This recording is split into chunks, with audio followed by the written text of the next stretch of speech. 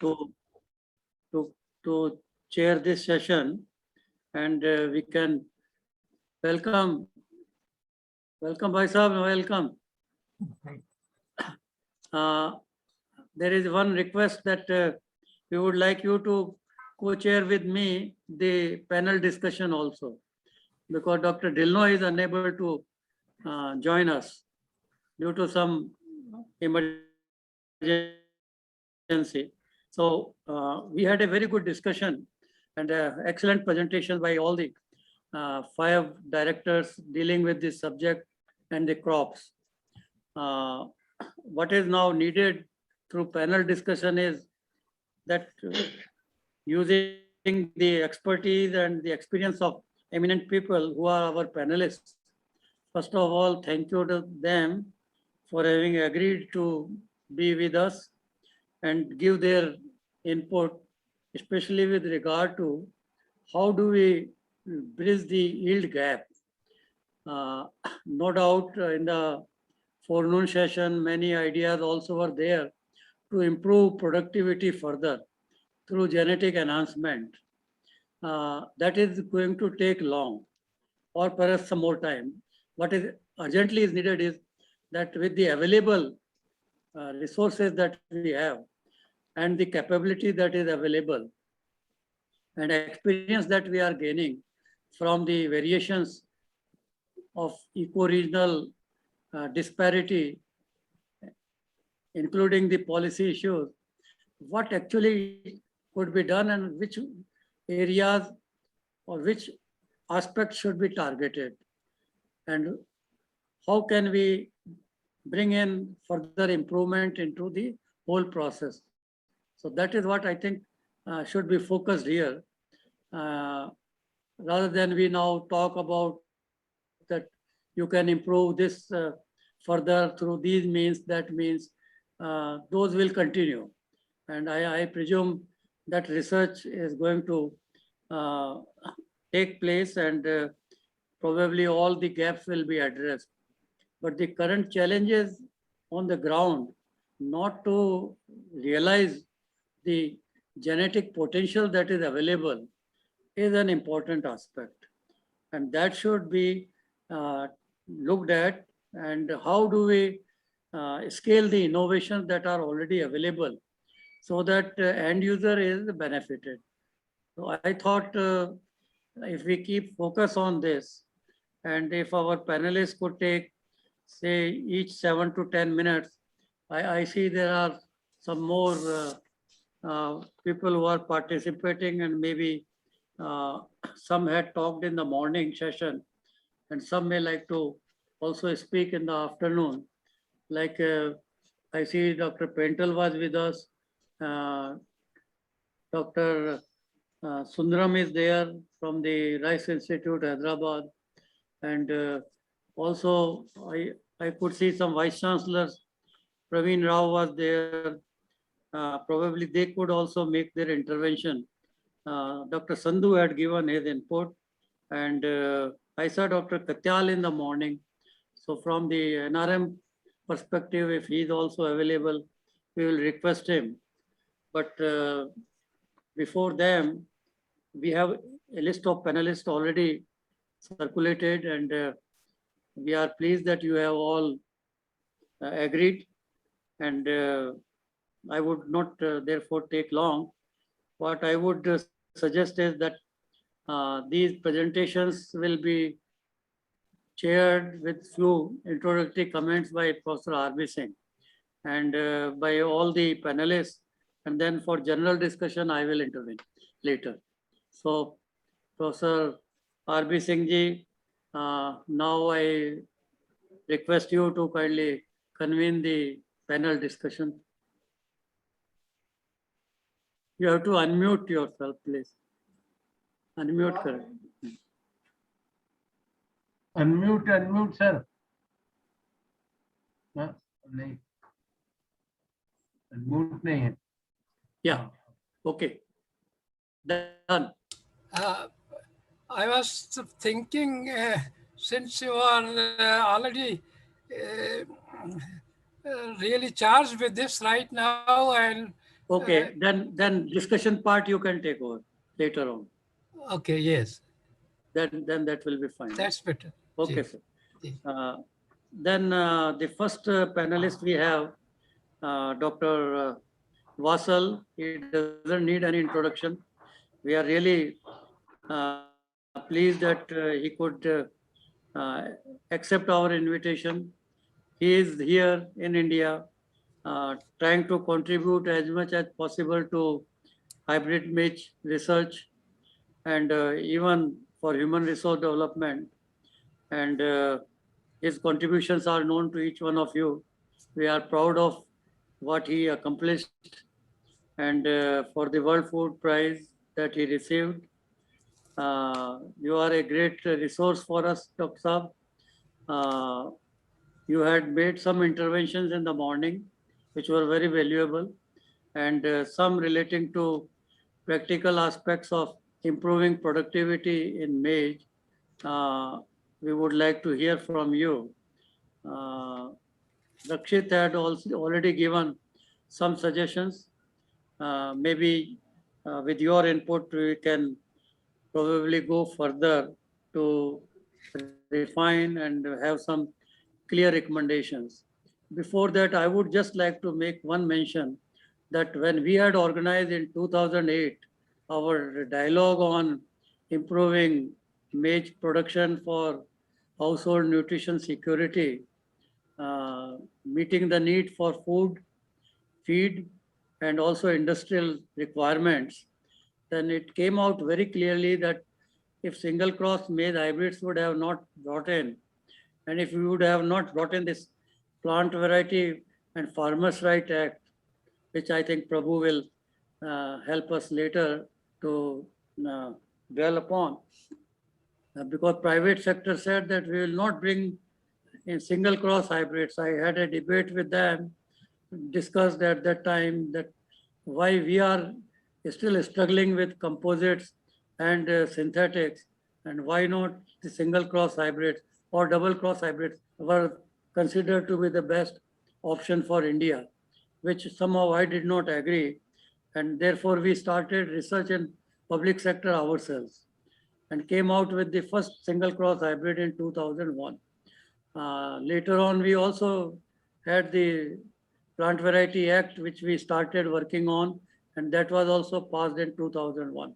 So private sector also started coming later with their hybrids, and our hybrids were available. And in just one decade, that 1 ton to 2 ton productivity could be accomplished. And in Bihar, the average yield is ranging between 5 to 7 tons. It is a sight to be seen, like a green revolution area already there.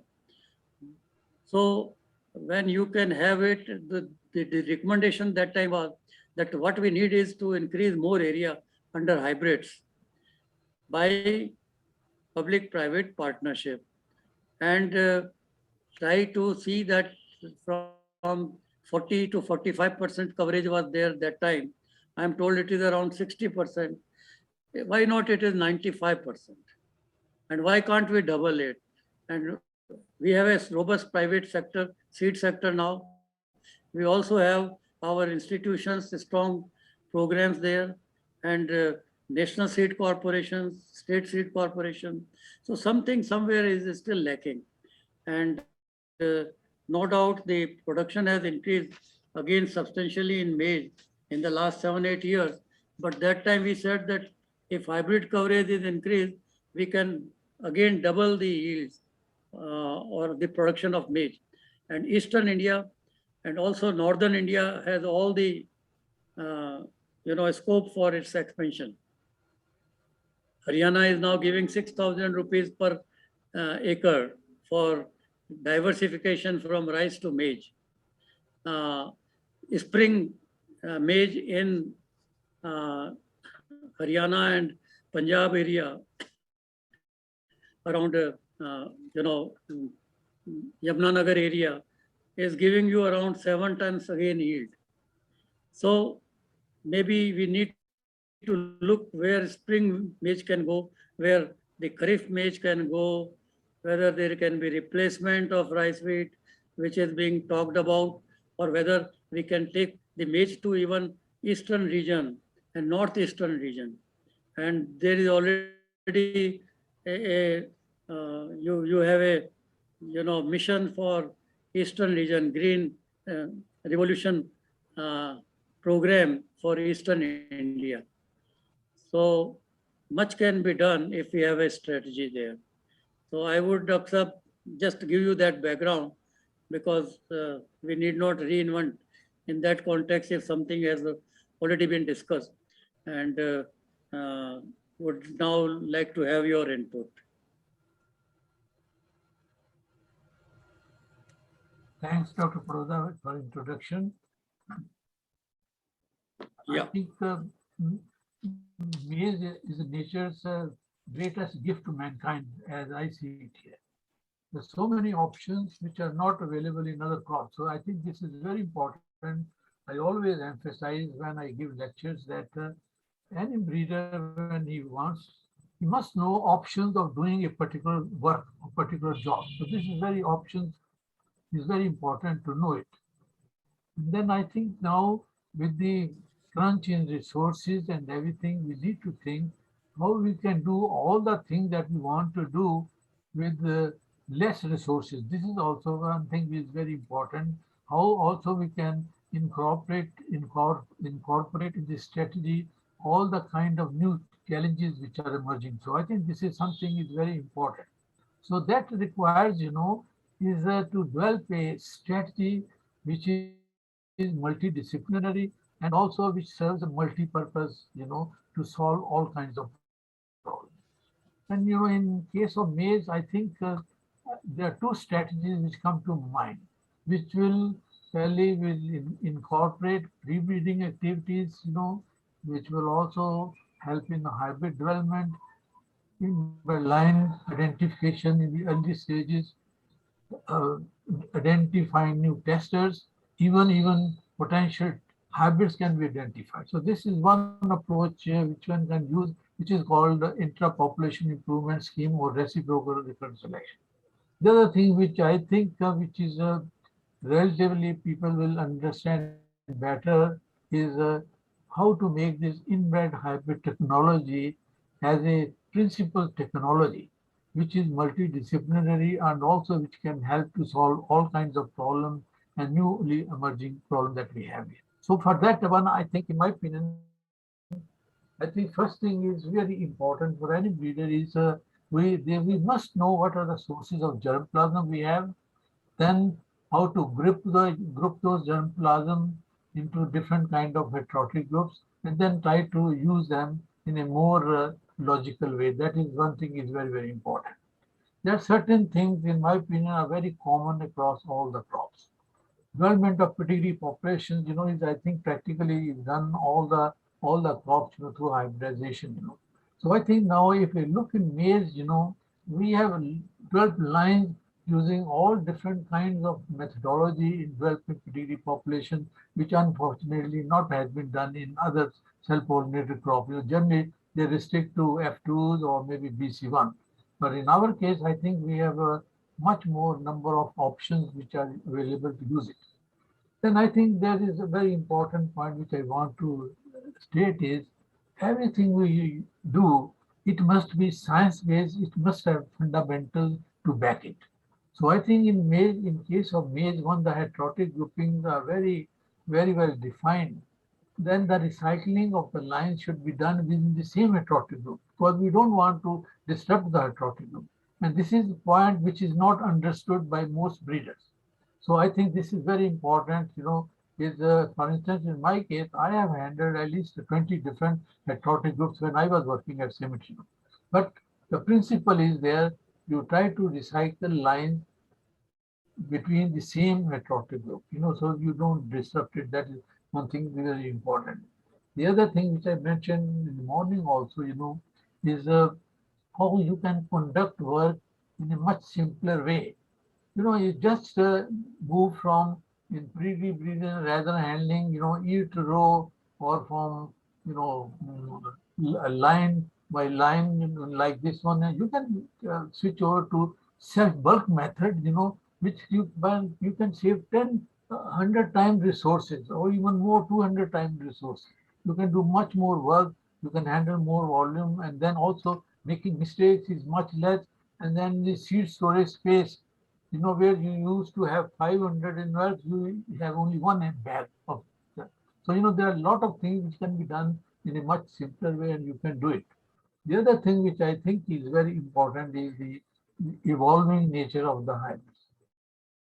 We all know in case of US even, it took almost 40 years, before we could switch over to single cross hybrid. And that also came only when, if you look at the first issue of the crop science, there was a paper, which identified what are the kinds of genetic variances which are available in double crosses, three ways, and single cross hybrid. And it was very clear that single cross hybrid exploit all kinds of different genetic variants. So this was theoretical part here.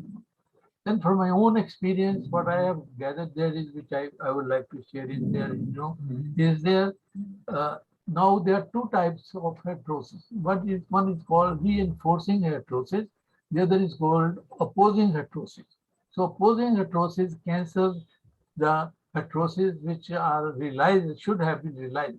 So this is again a research issue. We need to tackle it, how to opposing heterosis, we can improve it there. So again, now I think with new technology that's available, we can have a profiling of inbred lines, and then I think we can see when we make pedigree population, how many alleles at those lines are different at different places. So that is again things which can be done. Thing here. The other thing which I would like to do is, there are a lot of problems which are very complex to solve. Sometimes through simple, skillful technologies, you can solve this problem. I give you two instances. One is there. I think when Dr. Sab, you are handling Temnate, we are conducting hybrid trial. We had one hybrid from Kasai University 3853, which was outperforming all the locations. And this was one hybrid had excellent standability. You can kick it, you cannot put it down.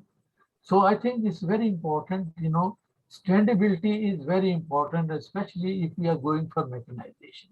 So I think it also helps in preventing lodging also, which is also a serious matter. It is also an indirect way of all kinds of stalk rot problems we have, whether it's bacteria or fungal or another kind of thing. So it has many, off-spin benefits of the better standability, resistance to lodging. So that emphasis should also be emphasized. Secondary traits, wherever it is possible, we should use it for select complex traits. Like for instance, in case of cement, we have used antigen silking interval as a means to develop drought. So again, now as I mentioned here, to strengthen the muscle of hybrid technology, what we need is a strong inbred resource germplasm at the inbred level. In my case, I had at least 300 or 400 lines, which were agronomically very good, and they were coming from different genetic backgrounds.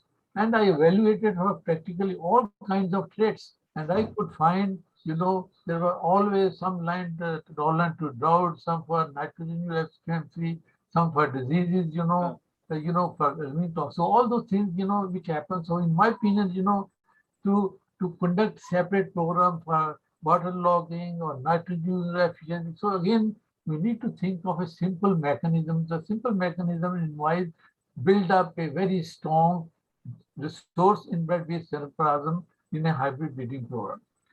Other thing which is very important is we always need to move towards sophistication. This is something is very important. Now we cannot talk about, inbred line. We need to talk about seed parent inbred line and pollen parent inbred line.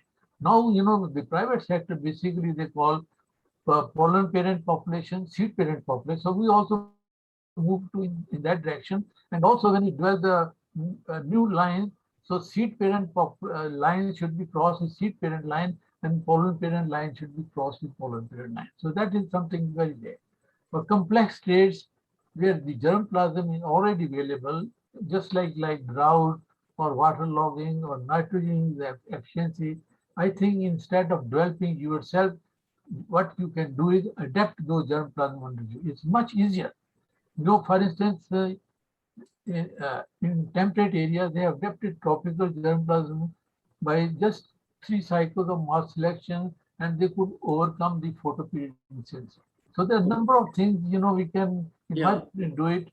And the last thing which I would like to do is, and where I am keen that we should provide enhanced germplasm to every player who is involved in whether public or private. And I think I'm happy even to support this activity financially because it does not take too much money. And then I think, and everyone, and this is one way of doing it. We don't need to call public private. We start distributing these kinds of SC bulbs to all of them, and you know, and they will be really, and they will save 4 years of work. This is very important in my opinion. So I Thank think there are a you. number of things here, you know, but more things. But anyway, I think these are some important points. The other thing, one more thing there is I think the maize program in India, they have to make conscious effort in research on maize testers. They're still using maize testers, you know, like L14, 15, we got developed 2005, 15 years ago. So I think this is not acceptable. I think we need to have a special effort on developing new and better testers, because if the testers are going to be as a parent of a hybrid, then I think when you cross new lines with this tester, you identify the new hybrid immediately. So there's a lot of saving of work, time, and other things. Thank you. Thank you, Dr. Saab. I think what you are emphasizing is that we need an aggressive hybrid maize program, which is interinstitutional and interdisciplinary, initiated to meet the future challenges or present challenges which are already there. I think a person like you could be mentor for that. And Dr. T.R. Sharma is here. Uh, could obviously think of having a group put together to decide a strategy on hybrid maize research uh, in the public system, and how can there be partnership with the private sector is also an aspect which has to be looked into. Thank you very much. We may be coming back again with some issues later. Now we have Dr. H.S. Gupta. You all know him. Again, initially maize breeder, biotechnologist, and also worked on wheat and other cereals as a Director General of Borlaug Institute for South Asia. So Dr. Gupta, we would like to listen from you, please. Thank you, sir.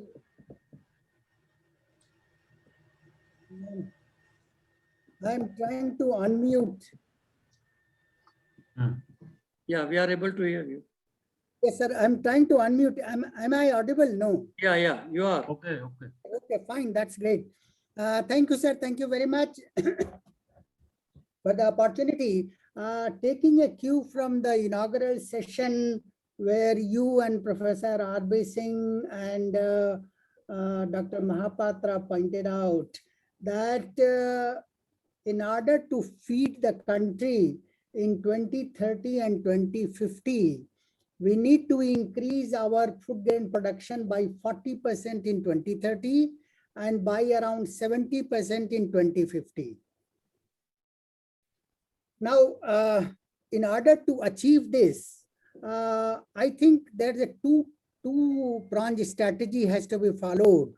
One is for a short term, that is up to 2030, and other one is long term, that is up to 2050. In a short term strategy, the most important thing is the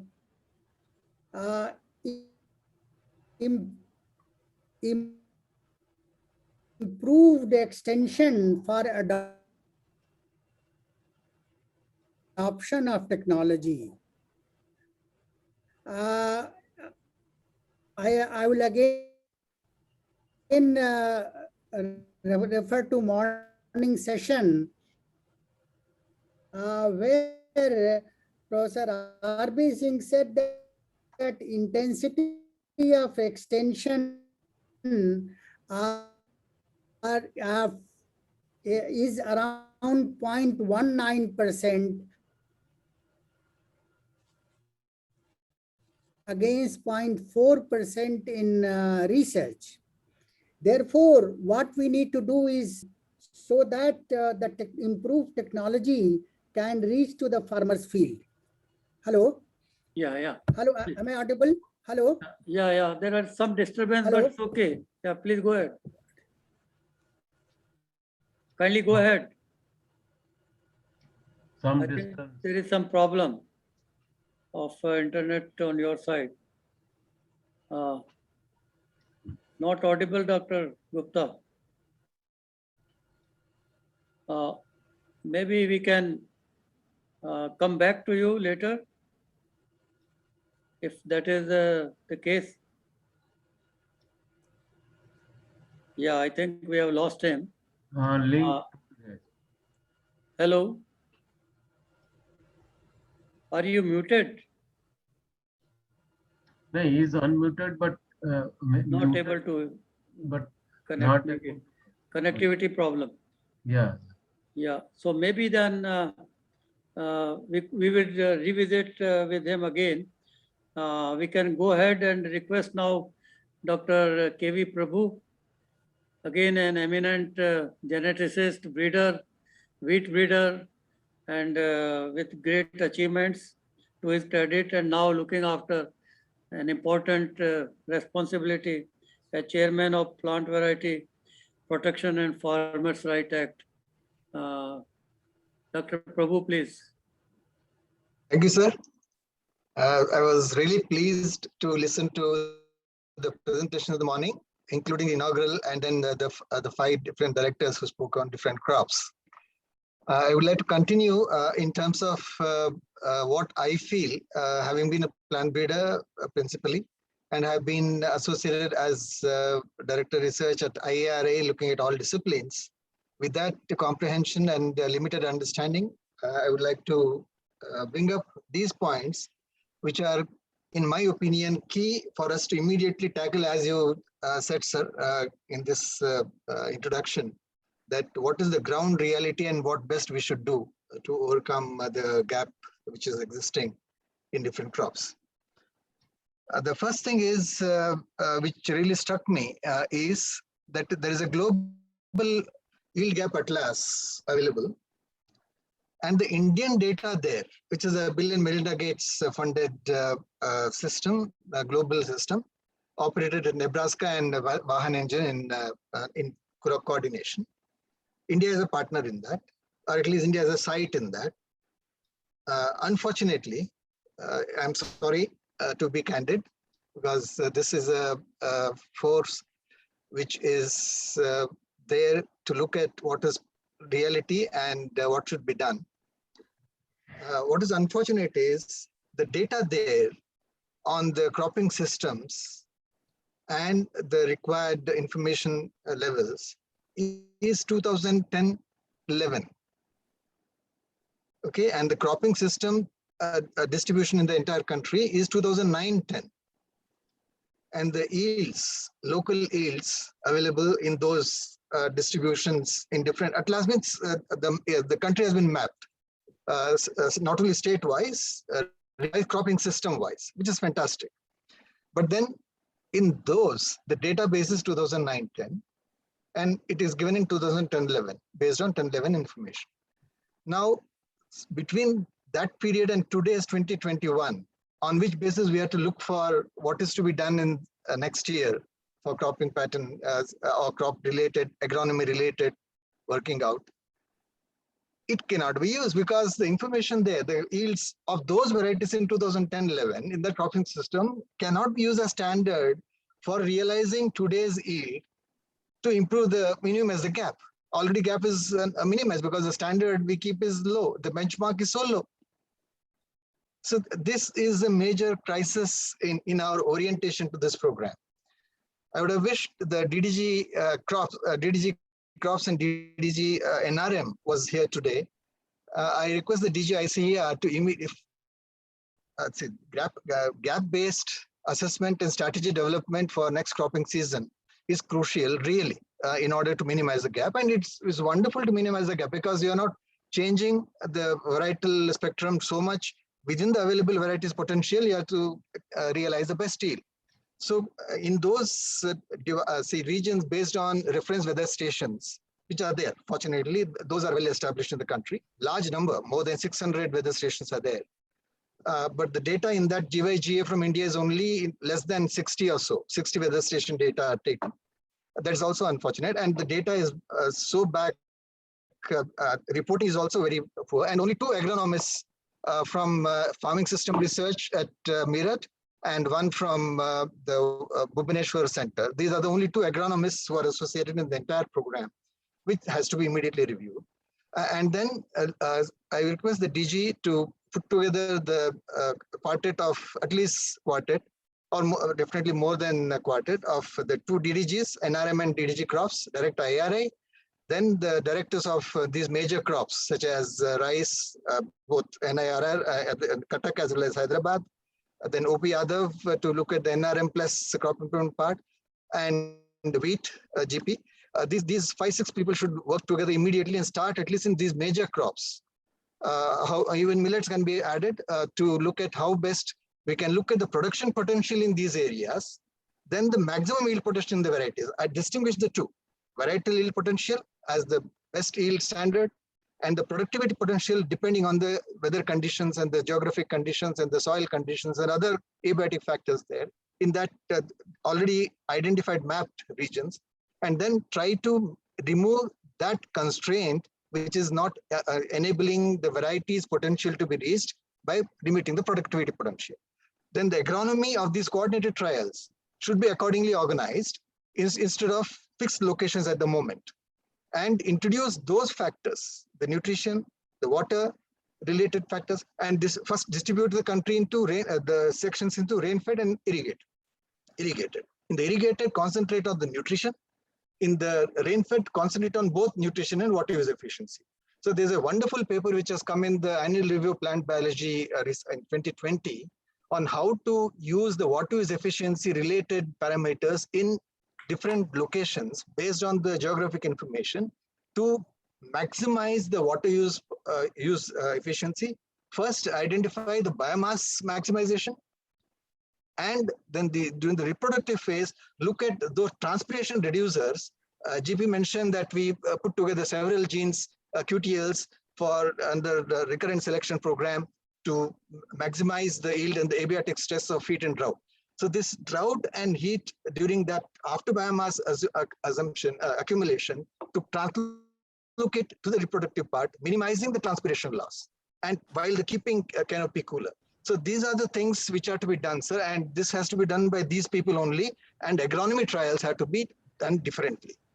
This is a major gap. While you're looking at the yield gaps, there is this major gap in orienting ourselves to look at the options available within the existing parameters and paraphernalia and information system, which we are not employed at the moment. Being partner in the GYGA, we are not used best. I'm saying this because Australia in the last 4 years has introduced this GYGA based protocol. There are 8 protocols in that. 7 are actual protocols, 8th is the comprehension protocol. If these protocols are adopted in each of these regions, and accordingly, fortunately, in each of these crops, variety region-wise are identified. So look at the yield potential, look at the productivity potential of the region and the yield potential of the variety, see what is the constraint in disabling the yield potential to be reached because of the productivity limitation. So look at the water limited yield potential there because of the limited water in rain-fed condition, and then get that as a standard. That is how the benchmark has to be reached, and all those inputs have to be given in the agronomy. And that's when the trial will be most useful, and that can be done at the moment, so on the ground reality. Then breeding, of course, can be taken up later on. And this committee may also recommend as the second strategy that the options for improving water use efficiency, nutrient use efficiency, both are QTL based, both are multi-gene based. People like Rajiv and all can introduce this focused on different regions in order to, through genome editing or other systems which are available within the existing germplasm, and see that we are able to identify varieties which are able to first accumulate biomass and then translocate most with use of best water available in the canopy, in this soil area, and nutrition available. If these strategies on the long term and the immediate term are done, I think we'll be reducing the gap by a large extent. Australia has demonstrated it in the last 4 days in wheat rainfed areas. Thank you. Very good. Thank you. Thank you, Dr. Uh, Prabhu. Yeah.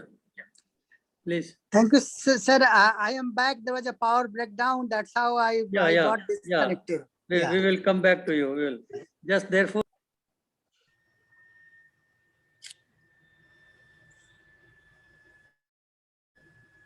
You are unmuted, sir. You have muted yourself. Got muted, Dr. Paroda. Sir, you have muted yourself, sir. I try to be disciplined, but then it is not helping. So thank you, Dr. Prabhu. Appreciate that. And good suggestion. It needs to be relooked. And as you said, an interdivisional group in the council involving the concerned directors could probably look at what improvements can be brought in for recording the useful information to assess the constraints which need to be then overcome, especially with regard to natural resource management efficiency. I hope you will be kind enough to send your comments in writing so that because you have articulated them so well. Now we can come back to Dr. Gupta, please. Thank you, sir. Thank you very much. I will start from where I had left. I said short-term and long-term programs are required to meet the food grain requirement of the country in 2030 and 2050. In short term, we need to have improved extension for adoption of new technology. Our extension system has not been really very effective, because of which we have not been able to reach to the farmer with the improved technology. Therefore, the most important thing is the improved extension. Second important thing which comes to my mind is a seed system. The seed system we could see in IRI and in IIWBR, these two institutions, and also IIHR, with public-private partnership, they have been able to not only earn more revenue, but also they have been able to take the new varieties to the farmer's field very fast. So the seed system needs to be revamped in a big way. And in that effort, I would like that Krishi Vigyan Kendra, which are now 725 in number, they should be made a hub of, at least for district level, they should be able to grow the required variety and should be able to supply apart from other seed suppliers. Yet another thing is involvement of the State Department of Agriculture. I think that is very key. They are very key player, and somehow the State Department of Agriculture is really not taking much interest in extension. Therefore, we should try to rope in so that they continue to be on the same page as far as transfer of improved technology to the farmers is concerned. I would also like to point out at this stage that when we say our extension is poor, our intensity of investment in extension is really poor, and then this intensity is just 0.19 against 0.4% in research. So I think we need to strengthen the extension to meet the targets of the short term. And in short term, I find we have technology in wheat, rice, pulses, maize, and even in the nutri cereals to meet our requirement. That means if we can transfer the presently developed technology to the farmer's field efficiently, we should be able to meet the requirement of 2030. Now, coming to meeting the requirement of 2050, we need a long-term strategy. And in long-term strategy, we need to have a increase the genetic gain in almost all the crops. And for that, we need to have a conventional breeding and molecular breeding, both they have to be complement each other, and both have practiced. Dr. Vassal has already very well elaborated maize, but apart from maize, intensity of research in rice, wheat, pulses, and most importantly in millets. In millets, we find that sorghum and pearl millet has been attended very well, but finger millet, which is another important millet, there is not much attention. That means the intensity of research in finger millet is low, and that we should try to increase so that the finger millet production and productivity can be increased.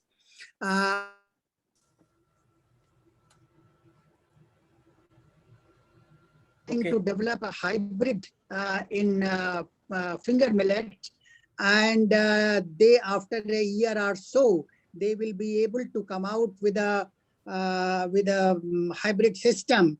So there also we will have the hybrids.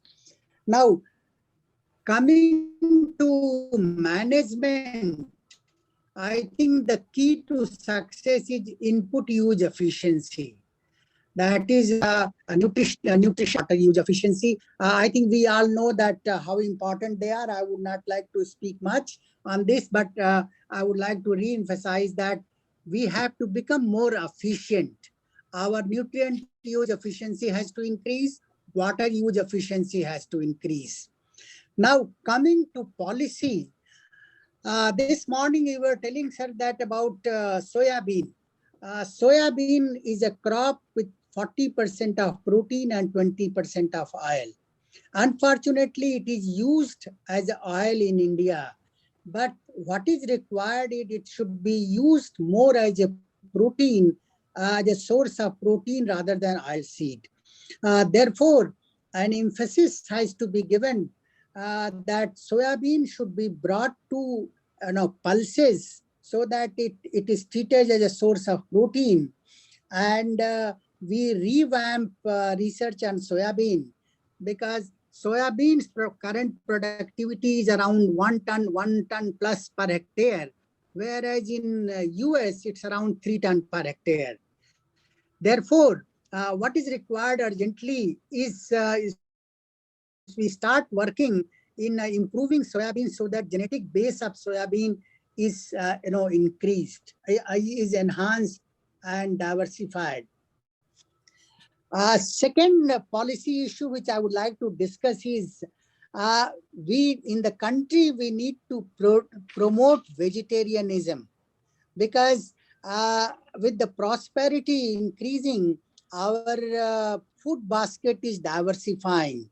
But at the same time, if we can promote vegetarianism, then I'm sure we'll be able to feed more and more people with the with less grains, because conversion ratio for animal protein is much higher as compared to vegetable protein. Third one is I would like to say policy is mushrooming of unproven technology. My reference to now and then, we come out with and people come out with technology which is not really unproven, and they are recommended by various departments, and they try to take it to the farmers. Now, on one hand, we are trying to increase the production and productivity. On other hand, such unproven technology do the harm and bring down the technology and bring down the gains in production and productivity. I would like to make a reference to zero-based natural farming, zero budget natural farming, which is being promoted in a big way in Andhra Pradesh with an investment of $1 billion or so. Now, the research in Indian Institute of Farming System in Modipuram and also in other places shows that not only in cereal, but cereals, pulses, and vegetables, the productivity goes down by 1/3 in the first year itself, and it continues in the second year. So such technology, unless it is proven, they should not be really promoted. Now, the last point which I would like to add is I wanted to speak about rice, like the way Dr. Vasil said that what strategy should be adopted in rice. See, as far as rice is concerned, the present production is 122 million ton. The latest fourth estimate says 122 million ton in 2021. The requirement in 2030 is 130 million ton, and requirement in 2050 is 168 million ton. So for meeting this requirement, the present productivity of rice is around 2.8 ton. It has to be increased to 3.2 ton per hectare by 2030 and 4.2 ton per hectare by 2050. And for achieving this, Eastern India holds the key, because in Eastern India with 16 million hectare of area under rice, their productivity is low, that is 2.4 ton per hectare, whereas they have a potential to produce around 3 ton per hectare. So the major emphasis should be given in Eastern India so that the productivity of rice, wheat, pulses can be increased in Eastern India, where plenty of water is there, plenty of labor is there, plenty of sunshine, plenty of good soil is there. The last point which I would like to state here is Central India. Central India has 6.3 million hectare of land under rice, and major, their productivity is around 2.1 ton per hectare. The main reason for that is most of the area is under rain-fed rice, where productivity is again 1 ton per hectare. So what is required is we take out 2 million hectare area from Central India, diversify it like what Dr. Maiti was telling in the morning. 2 million hectare area should be taken out for Central India, diversify with other crops like maize or vegetables and others, so that the system productivity of the farmers goes up and the profitability also goes up. So these are the few points which I wanted to bring it to your kind notice, and I would like to thank you for the opportunity and would like to thank the organizations for the same. Over to you, sir. Thank you, Dr. Gupta. We appreciate again many useful interventions from your side. For paucity of time, I would not like to repeat, but many of them will emerge in the recommendations. And we will request you to also provide that. And your emphasis on public-private partnership, so that seeds of improved varieties from the public system reach the end user faster is well received.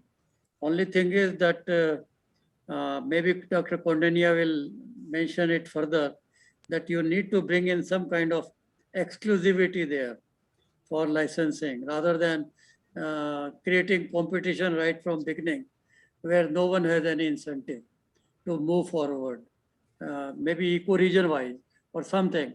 So that will have to be thought of, and we need to be innovative and come up with new models of partnership to make a difference, and maybe share the benefits, not only sell the technology at one time, but share the benefit in long term. Why not?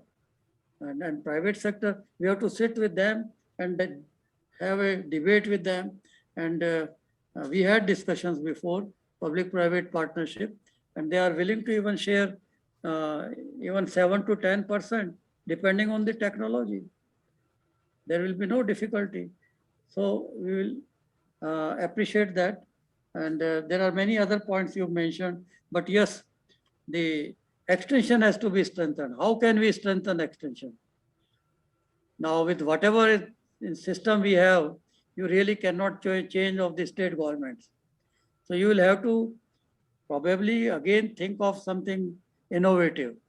Innovative extension of bringing youth to be trained for private extension, or ask corporate sector to use their corporate social responsibility, which Professor R.B. Singh indicated in the morning, and train and take technology to the farmers more effectively. In the US, extension is with the universities, directly scientists themselves or researchers do the extension. But I think we have to therefore be more innovative in that regard as well. So thank you. We are actually running out of time, it seems. And we have still a good number of panelists. Dr. Varshney also has to speak. So now Dr. A.K. Singh, and after Ram Kondania, Dr. Varshney, we will give you the opportunity. So Dr. A.K. Singh, please. Thank you, sir. Thank you very much. Director IRI, you all know him.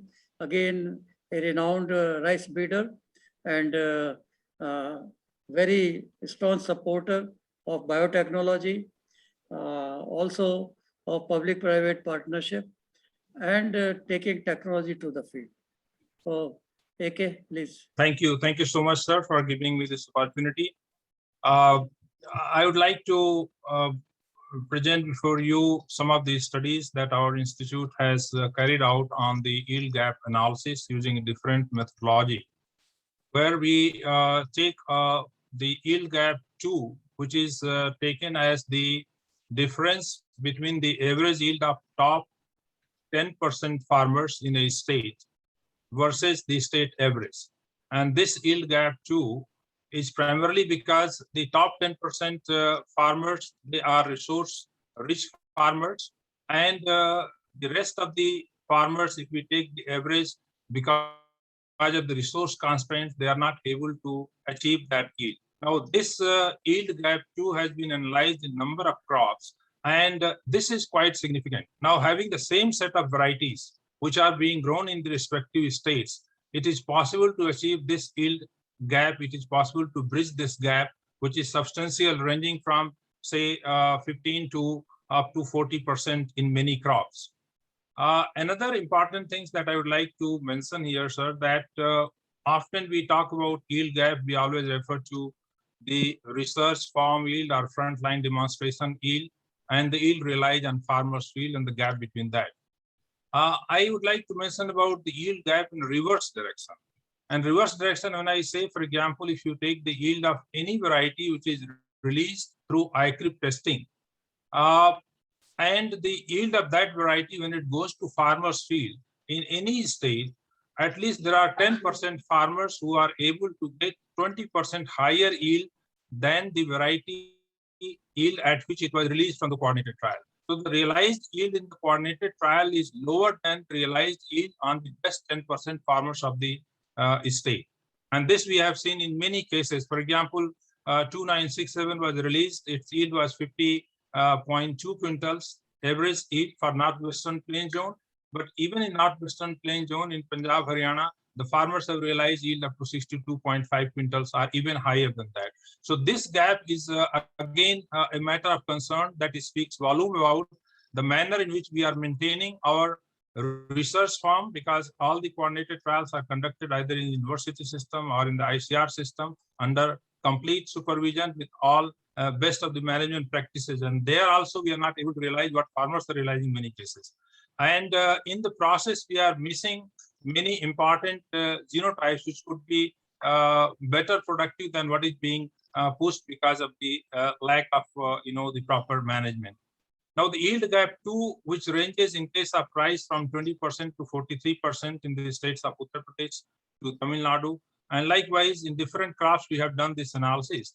And when looking at the determinants of these yield gaps, the various factors which have been found as important factors, the one is varietal adoption pattern.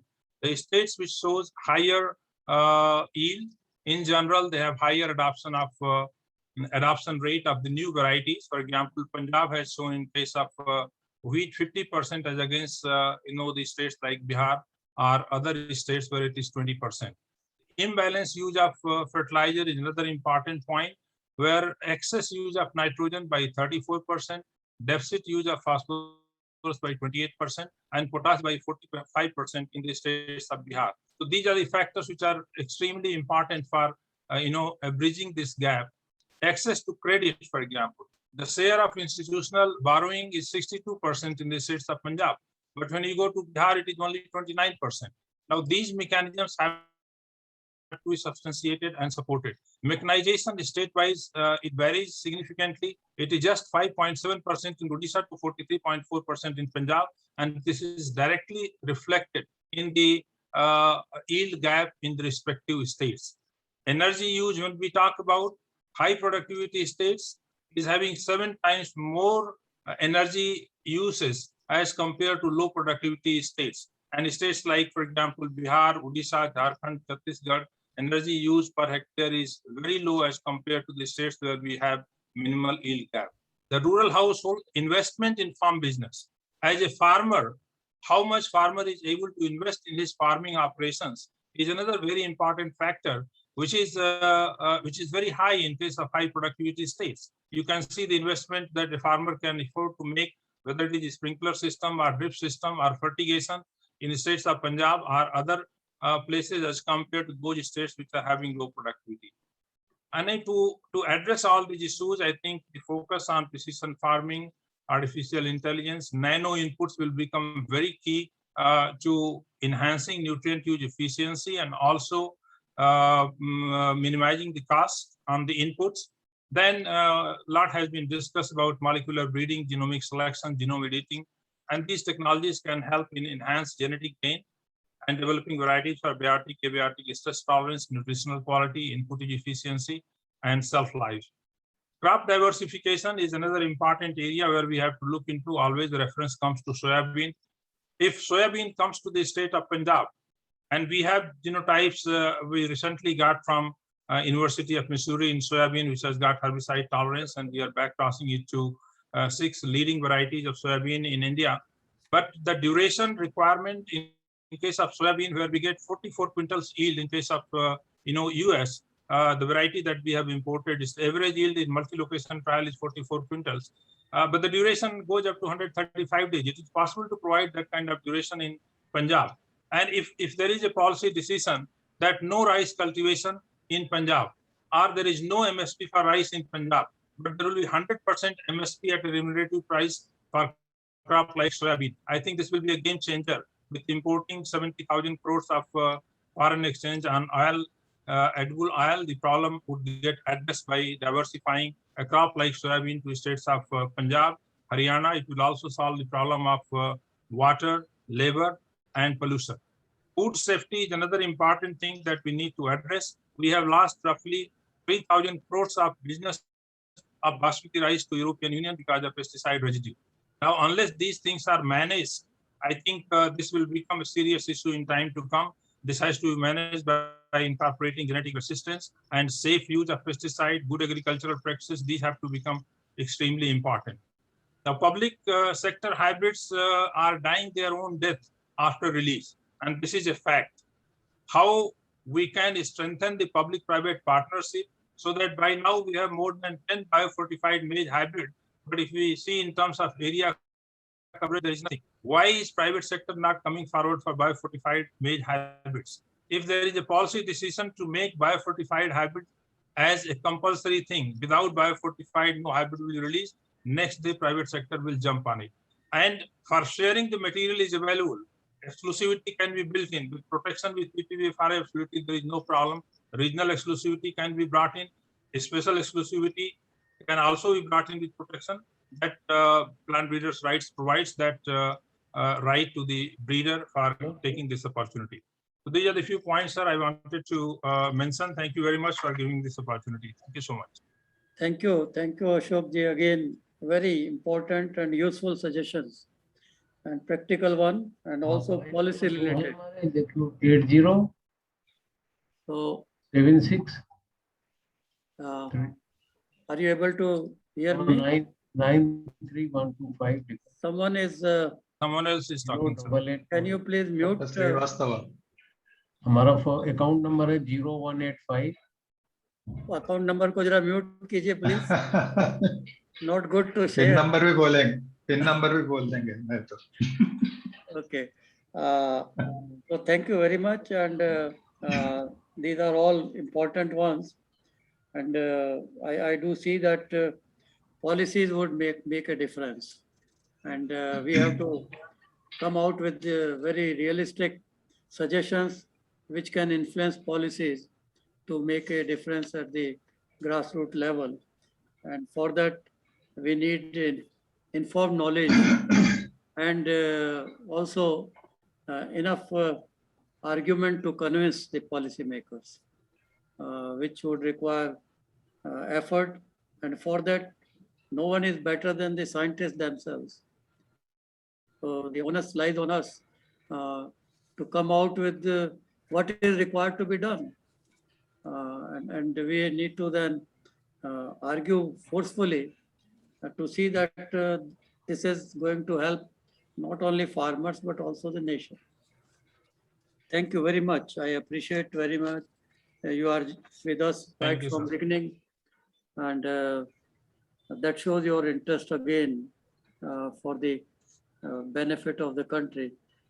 Next, we have from private sector, the Director General of the Federation of Seed Industry of India, Dr. Kondania, who is a very experienced and matured person, and he was also a member of the committee which we had worked on for secure and sustainable agriculture, and submitted our report to the Principal Scientific Advisor in 2019.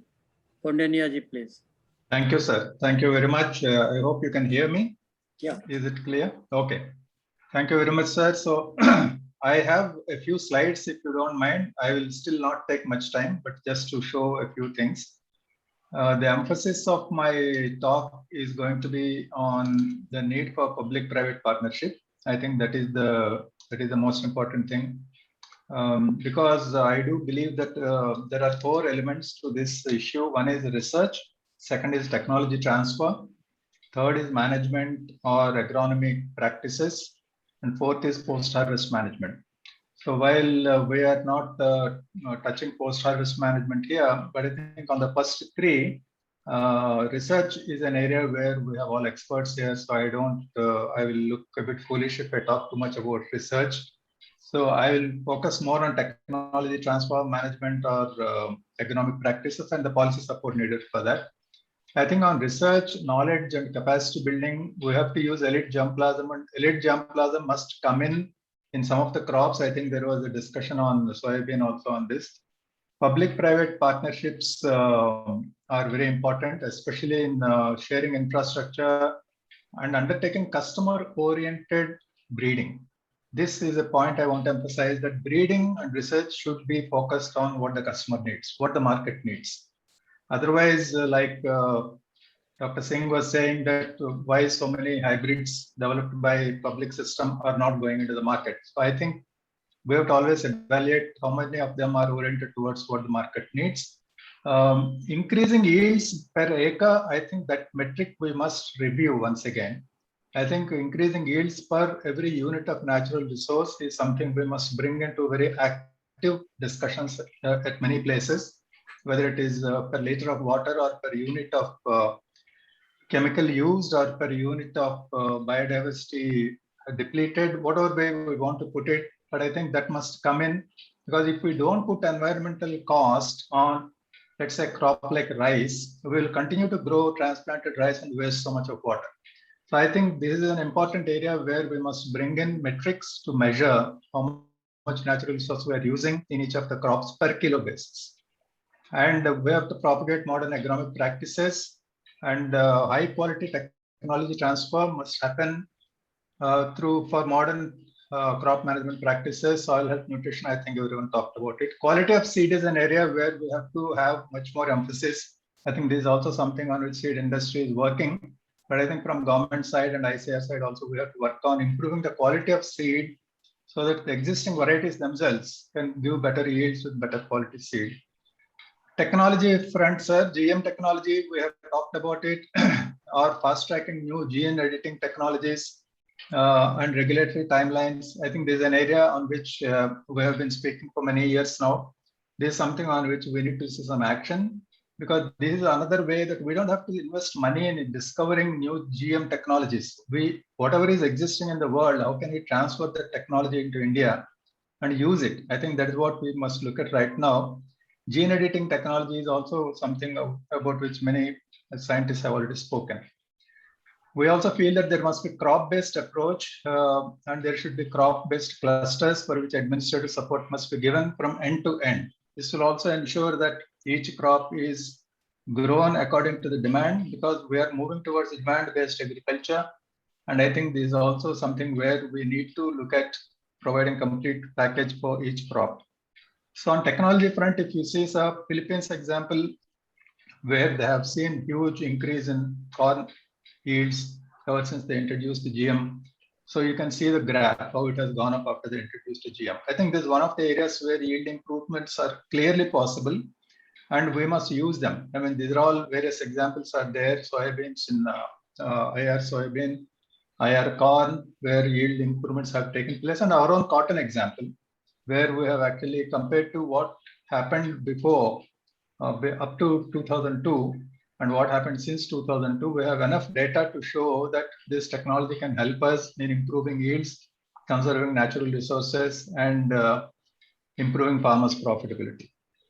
But what are the key hurdles in the current regulatory environment? We are all aware of that. I think the government's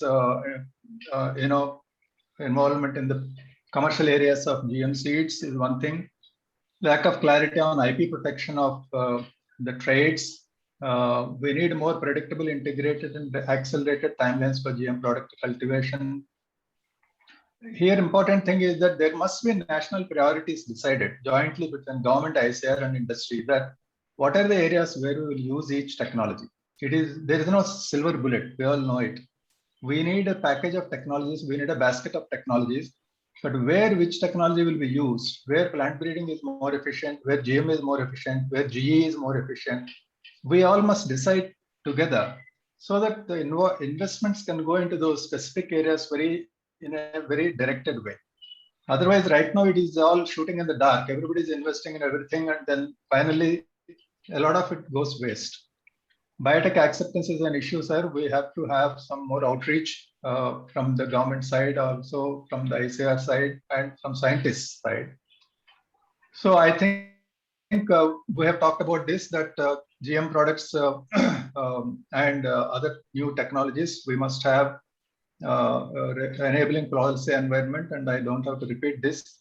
The final one only, I want to say that we need a more harmonized and accelerated regulatory regime for transboundary movement of seeds, because we do bring germplasm seeds for research and for trials. All that is something on which we need to pay some attention.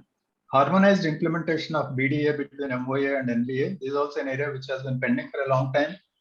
We had many meetings and we had many webinars on this, but I think this is also an area which is hindering currently some of the use of genetic resources. PPP in food grain research is something on which we should work through a consortium approach. The key target should be to improve climate resilience and pest management, to improve natural resource efficiencies and to increase yields. There should be joint research projects between ICAR and private seed industry. This we talked about earlier. I think we should together develop varieties with higher nutrition or pest tolerance and using gene editing technology, disease tolerance. Government support to seed companies working in food grains, especially in millets and pulses. I think whether through higher MSP or allowing market leader hybrids to be used in NFSM and things like that, even if they're not notified. Government recognition and incentives to companies who are investing in research in millets and pulses. This is also something which we must specifically well-targeted things we must recommend. PPP mode in extension and promotion of millets and pulses. So new promising material from private industry should be also included under national demonstrations by KVKs and consumer level promotion of millet consumption. Industry is willing to participate in all these things. This is what I want to emphasize, that there is a need to treat industry as a partner. I think we have problems there that industry is not treated as a partner in many of these things, and industry, the lack of trust. There is a trust deficit between private industry and public institutions on that front. So to sum up all that, I would say that we together, government, ICAR and industry, should together arrive at an architecture of deployment of a basket of technologies, breeding programs and economic practices with focus on sustainable cropping systems in different agroecological regions of the country, with the aim of increasing yields per unit of natural resources, including land, water, nutrition, soil, biodiversity, etc., and per unit of chemical usage. We cannot go to zero chemical usage situation, but can we improve efficiency of chemical usage and reduce chemical usage? I think these are things which we must measure.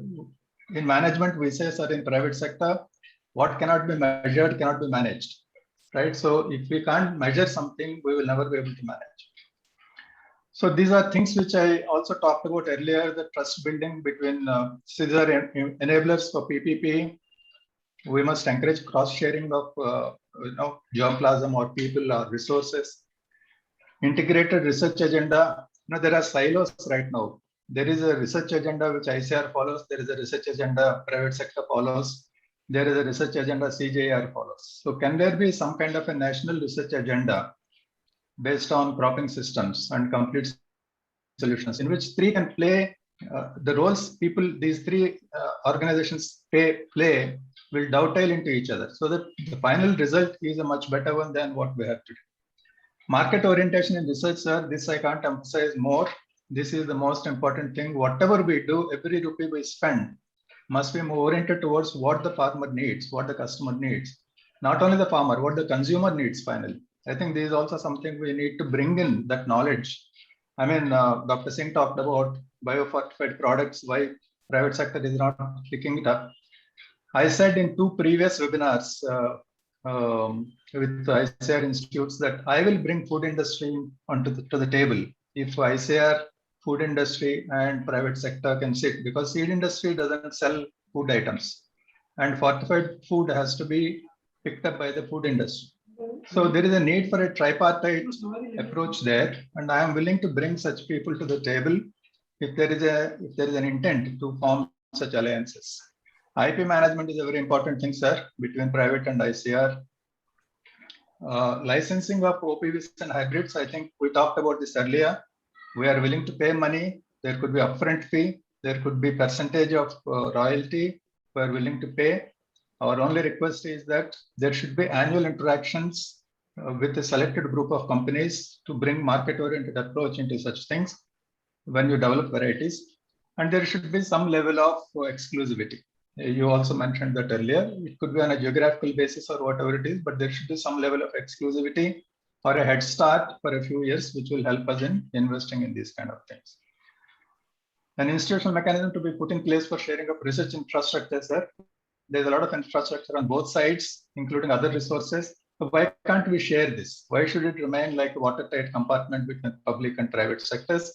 There could be rates fixed for this, and then we can work with each other to share infrastructure so that there is no need for unnecessary investment in this area. So I have given a lot of details. I don't want to go into all the details. I'll send it across.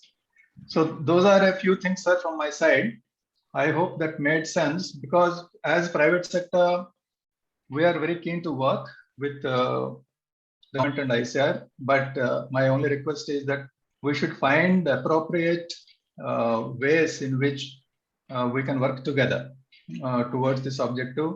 Yield improvement is not something which is out of our reach, but I think we must know exactly what we are trying to achieve. Thank you, sir. Thank you, Dr. Kondania.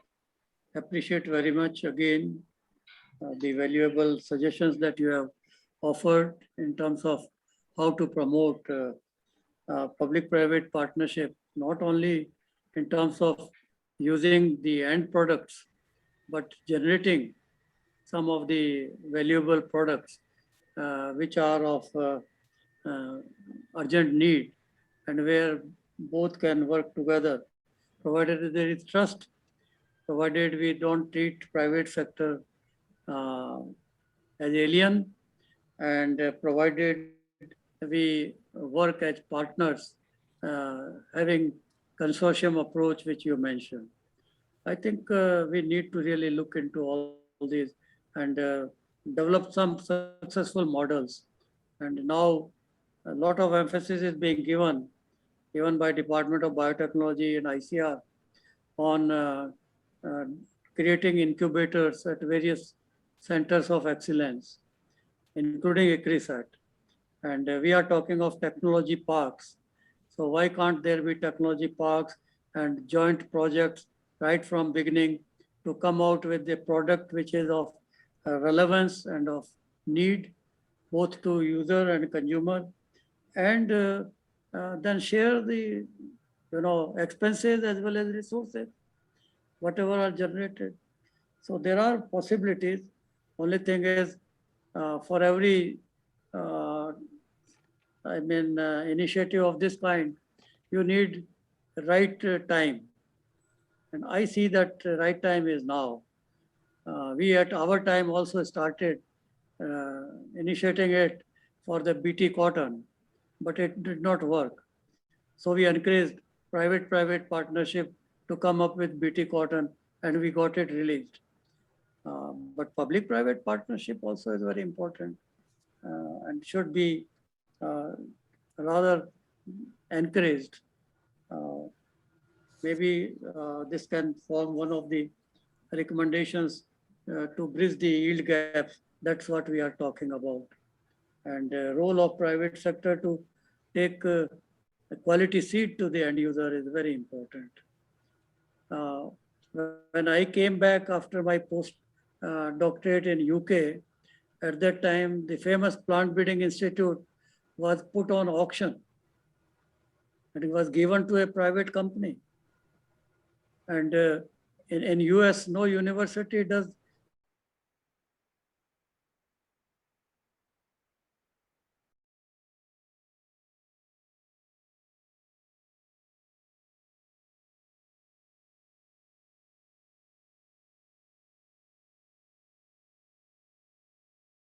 I do hope so.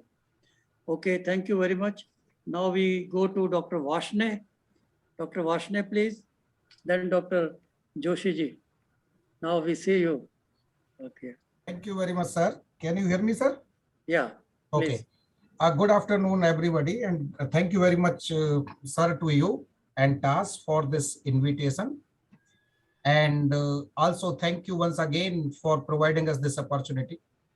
So let me congratulate TAS and other co-organizers like ICR, IRRI, ICARDA, and ICRISAT for organizing this important workshop.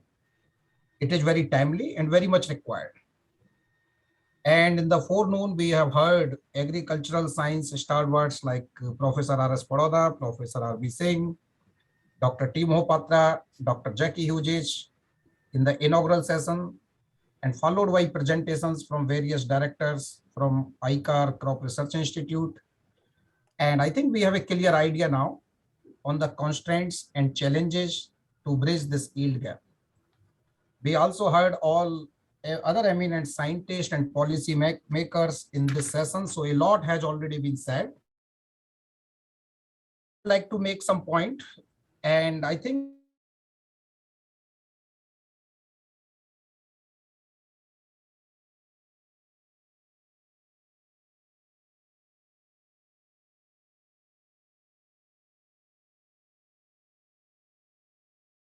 Second,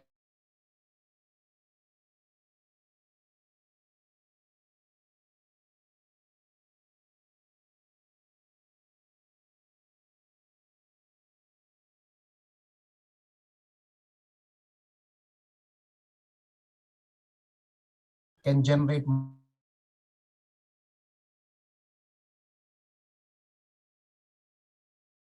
I would like to restrict my interventions to only the first area, mainly the first area, and that's about that what kind of better technologies we need to develop and how we can make them faster and cost efficient. So in this area of the development of technology, I think we all know, and I would like to mention once again, that there have been significant advances in various disciplines. And several countries have been successful to harness these technologies. Big private sectors in many countries and public sector in many other countries in various crops. For instance, due to advances in sequencing technologies, robotics, informatic technology, it has been now possible to decode genome sequence of any crop. And we would like to mention that ICRISAT, together with ICR institutes from India, state agriculture universities here from India, and several other countries, decoded genome sequence of about 10 crops, including ICRISAT mandate crops and several other crops which are important in the dryland regions. And similarly, we have got lots of advances in the GM technology and most recently genome editing technology. However, the question before us is that how well we have been using these advances in developing crop varieties with higher yield, higher resilience to climate change, and better nutrition in our country. There have been significant advances in some crops, but if we would like to say that whether this has become a generic practice across the crops, then we need to really ask the question that, well, what are the challenges and how we can address that one. And to address this particular component, that how we can deliver the better technologies, let me propose some areas and that need some consideration, and probably while working in those areas, we can help in bridging the yield gap.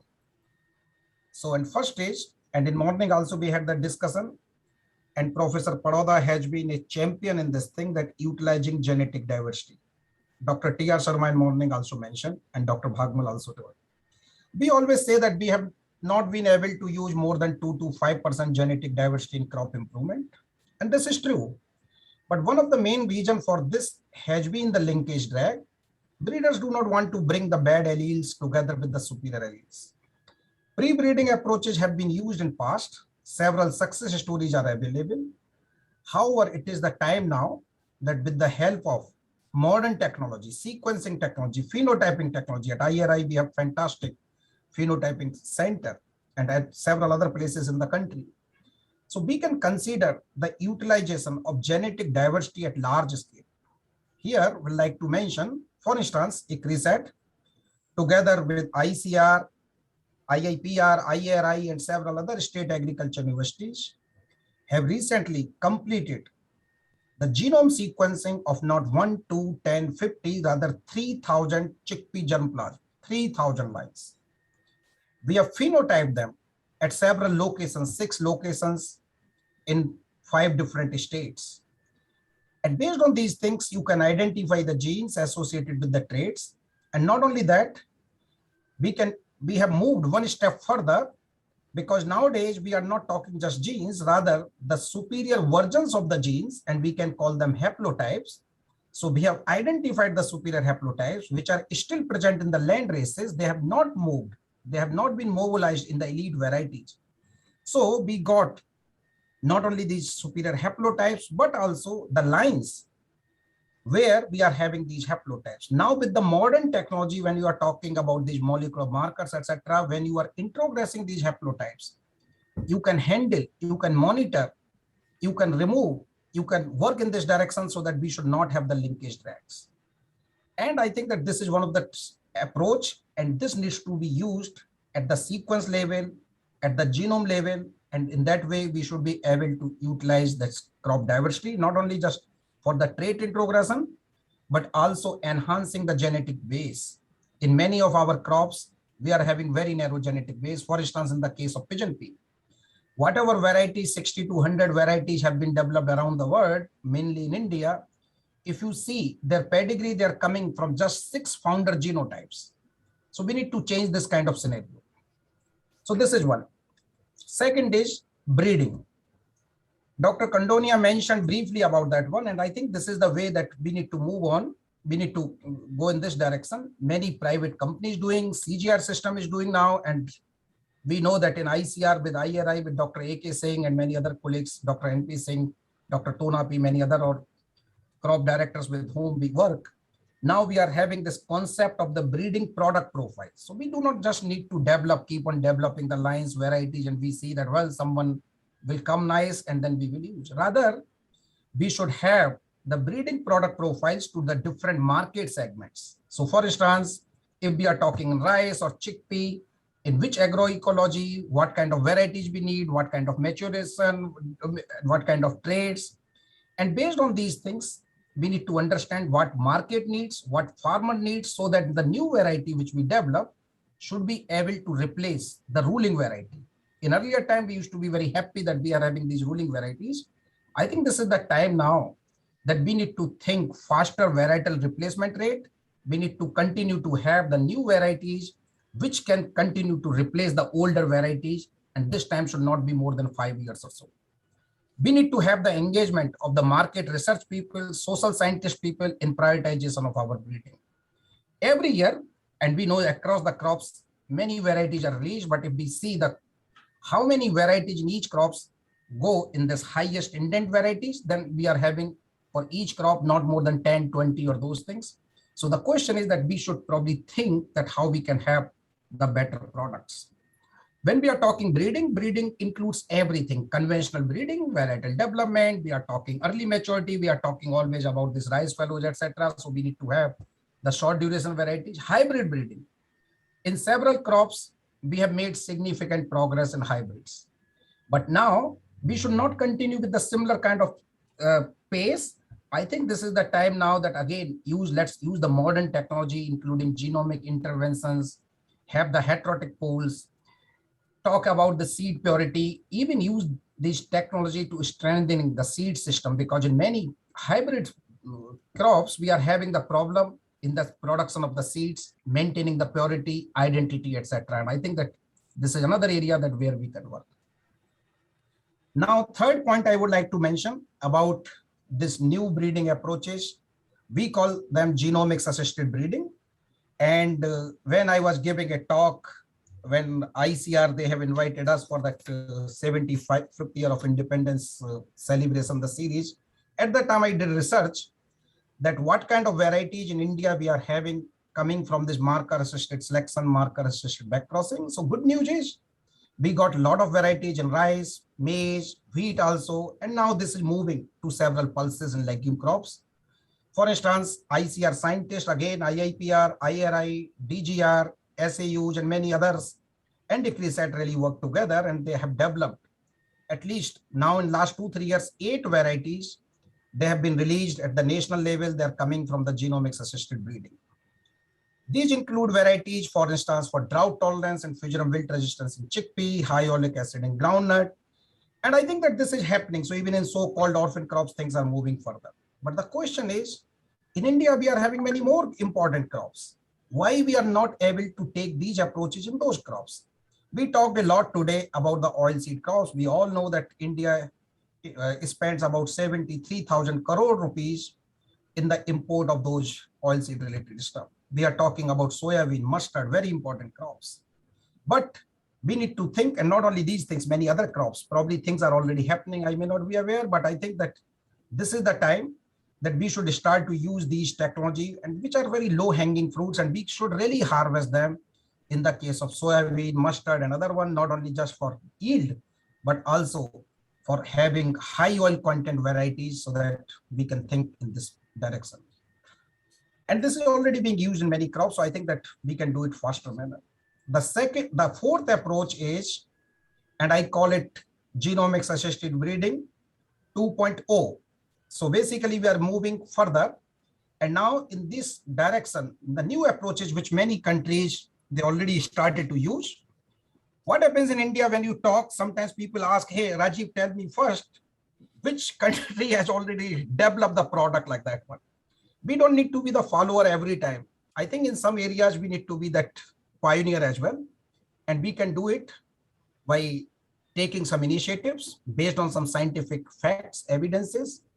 And in this direction, nowadays we are talking about haplotype-based breeding, optimal contribution selection, genomic selection. So for instance, in haplotype-based breeding, this can help us in pyramiding superior haplotypes that are missing in the elite varieties. From our chickpea, we already have seen that one. Optimal contribution selection is an approach that can define and identify the best parental combinations provided you have the genotyping, sequencing data, and phenotyping data, yield data on your set of the lines. And based on the genomic composition, you can really predict, you can simulate that what kind of parental combinations I need to use, what kind of pedigree I will have, how we will have the better allele combination, how I should be able to enhance the genetic diversity. So I think the different ways. Genomic selection is the approach to select the lines, not based on one or two loci, but based on that basically breeding values, which are estimated based on the whole genome prediction. And I think this is the time that we need to start using these new approaches in some crops, some colleagues. We already have started in India. Other colleagues, I mean, I know that again, IRI, they're moving ahead and many other organizations in this direction. So I think that again, we need to think being proactive and using these kind of technology aggressively in the different crops. Thank you. The fifth point is about this GM and genome editing crops. Again, we had a lot of discussions. Even Dr. Mohapatra sir mentioned in morning the importance of the genome editing crops. So no doubt about it. And I think we all know that several countries, they already harvested the fruits of the GM technology in food crops as well. Philippines is the new entrant in this group. However, because of number of regions, somehow India has not been able to harness this technology other than the BT cotton, and there are always success stories. We know that one, but somehow this did not. So it seems that we missed the bus. Now, I think we learned a lesson and we don't want to have similar situation in the genome editing technology. Genome editing technology is very, very powerful. It is possible now not only just edit one or two genes. What first is that now with the help of this powerful technology, you can identify the nucleotides in the genes which are involved in various pathways and edit them, not only just editing one or two, rather you can pyramid them also. Lots of time is a constraint. Already there, yes. And lastly, I would like to mention the deployment of the speed breeding technology where you can take up to 6 generations per annum, and this kind of technologies can be used in the conventional breeding, genomics assisted breeding, or even genome editing technology. So the overall objective is to use these technologies either in silo or in combination to deliver the varieties in faster manner. We can call them fast forward breeding. We need to have that one. We don't just need fast forward breeding, but also need to have the fast delivery of technology. Dr. Padhi from ICRISAT, he also mentioned, many other colleagues mentioned, that we need to strengthen the seed system so that farmers can have access to better varieties in faster manner. For instance, I mentioned about pulses, oilseed crops, and Professor Paroda mentioned on the other day as well, that now this is the time that we need to work with the policymakers or so that farmers can have access to these varieties so that we can enhance the adoption. Finally, we should not just talk about these better seeds, and we all know that we need to think about the better agronomy, should help farming community through the digital agriculture tools, connect farmers to the market so that they do not just generate higher produce, but also earn higher income.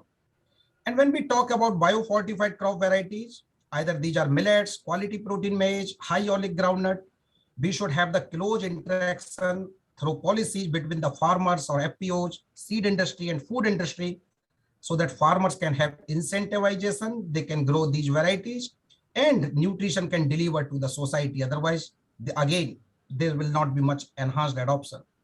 Crop diversification, we talked about it. Either this is inclusion of millets or soybean in Punjab or different thing, but this can happen, I think, through the strengthening of the public-private partnership, through enabling government policies and incentives, they will enhance further food grain production, in my opinion. Finally, international, national, and local government agency support is very, very much required for both research and also development and creating enabling policy environment. So I think these are, sir, some points which I wanted to mention. Thank you very much for providing us opportunity. And ICRISAT is very much appreciative of all the efforts what you are doing, sir, TAS is doing, and other organizations here in India. Thank you very much, sir. Thank you, Rajiv, for giving very comprehensive account of what more can be done to develop better technologies and reach the end user. We would also look at ICRISAT for partnership with the national system to see that results of good results, what you have or variety you have already developed through these technologies are available to the end user as quickly as possible, including use of public-private partnership. So I hope this dialogue would continue and this initiative will be taken a step forward, because you already have developed some good varieties that are of much relevance to the needs in the present context. And what earlier Dr. Singh from Pulses Institute mentioned, that we need to really have much more genetic enhancement in pulses. And for that, I think gram, urd bean and mung bean have made a lot of impact. So how can we move forward, and whether soybean could also be one of the crops within the umbrella of ICRISAT, when ICRISAT is now independent institute other than one CG. So that also may be kept into consideration. With this, I would now request our another colleague from the CG system, Simit, Dr. Arun Joshi. We have Dr. Nafis Mia, Dr. Ashutosh Sarkar, three of them to follow, and then two more. So we have time constraint. Kindly bear with us. Maybe if you take 5 to 7 minutes each, unless there is very pressing reason to make a longer intervention. So I know, AK, Yes. you are always brief. Yeah. Thank you, sir. Namaste. So kind of you, sir. Honorable Dr. Paroda ji, Dr. R.B. Singh. I'm very glad to be here. And I heard previously Dr. Mahapatra and Jackie, and of course, Dr. Gautam and T.R. Sharma and others. Now, bridging the yield gap, the focus is here, the yield gap. So as I feel that bridging the yield gap is more necessary when there is genetic ceiling.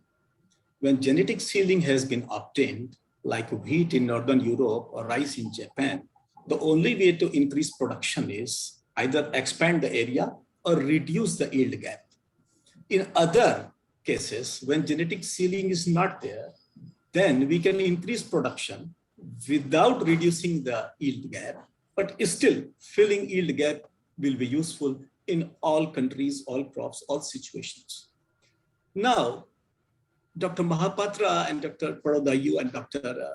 R.B. Singh rightly said that this is a global problem. This is not Indian problem.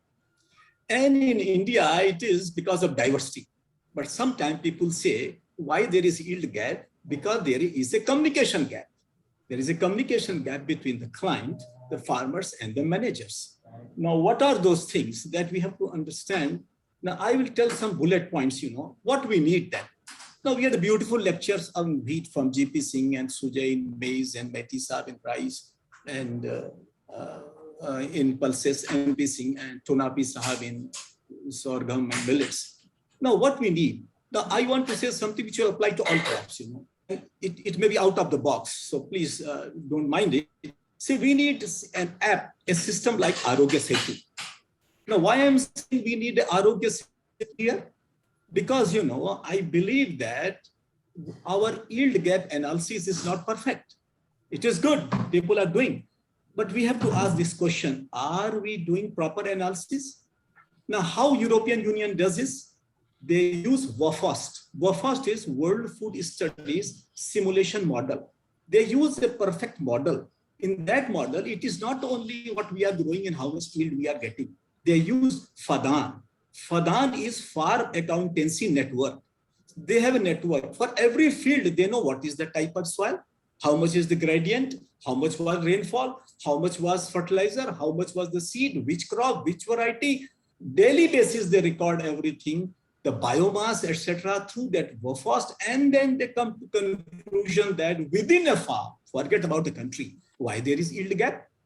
It is in IRI farm, it is in Bisa farm, it is in Pandagar farm, everywhere. So that data will give us very much strength. Then we can take decision. We have all technology, a beautiful talk I heard, Then we can take decision where to strengthen. Do we need to strengthen our pipeline of germplasm or precision agriculture or seed system or policy something? And again, we will need an app. Here comes Argesetu. We need a decision support system tool like the SSAT model that will give us quick, very perfect decision support system. Because there are multiple stakeholders. It is not only taking a crop, it is downstream and upstream.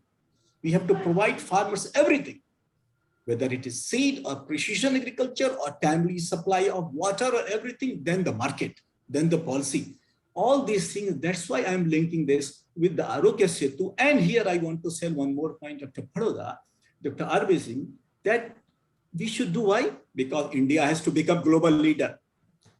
We are not doing only for local solutions. We are doing it for global solutions. I'm very glad about two things. Number one, Prabhu said, there is already a global yield gap atlas, yieldgap.org.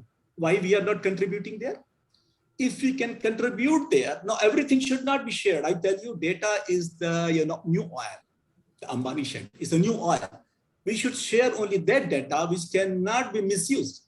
Now, then we can, by giving that data, we can start controlling international agriculture and learn lessons from other countries that what is happening there, why, what tools they are using, and then it will be possible when we have a human resource. We have so many scientists, but do we have a dedicated team? Do we have a dedicated team to do this? We need a pilot project. We need a solid team to do this and establish once for all, so that there is no communication between the clients and the managers. And this will also help us to be ready for the shocks. Now, yield gap is not only because it's a routine. It's not necessary. When locust came, everything went down. Wheat blast is there. Fall army one, what happened? So we need a network of global intelligence also to address the yield gap, and then we will be able to socialize with farmers with tools and technologies very nicely.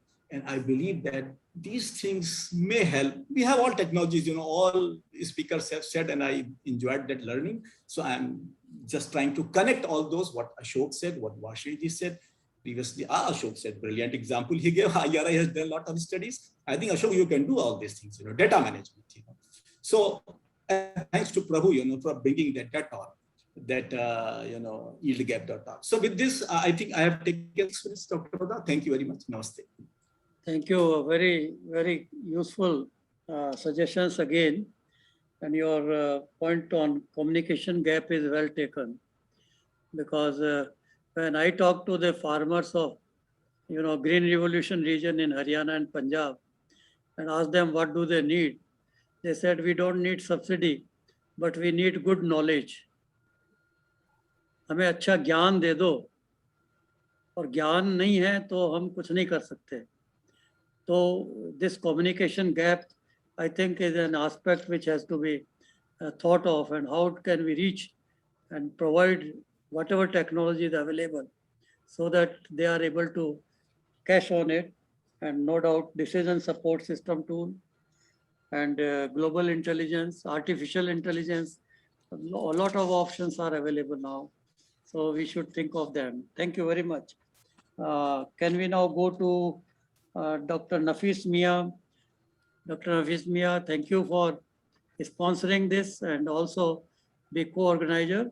And we look towards you to give your insight in terms of how yield gaps, in particularly in rice or otherwise, general crops can be addressed.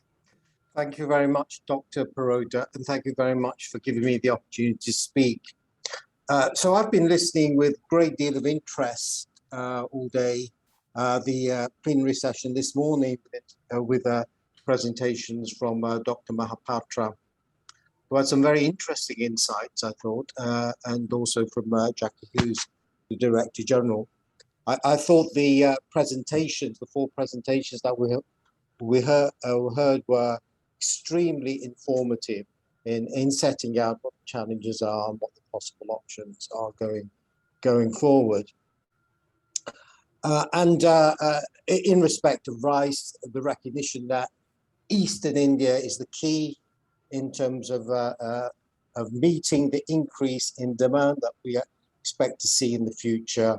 And this, of course, is reflected in the policy of the government of India about bringing the green revolution to Eastern India and developing the rice-based food systems there. And indeed, as everybody knows, here has been working very closely with partners, introducing new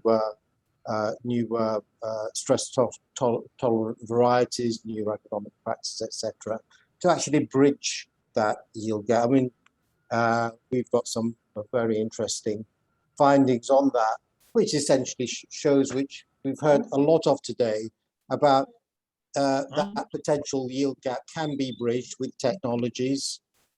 They are available, and it's a matter of how do we extend and get the technologies adopted by farmers.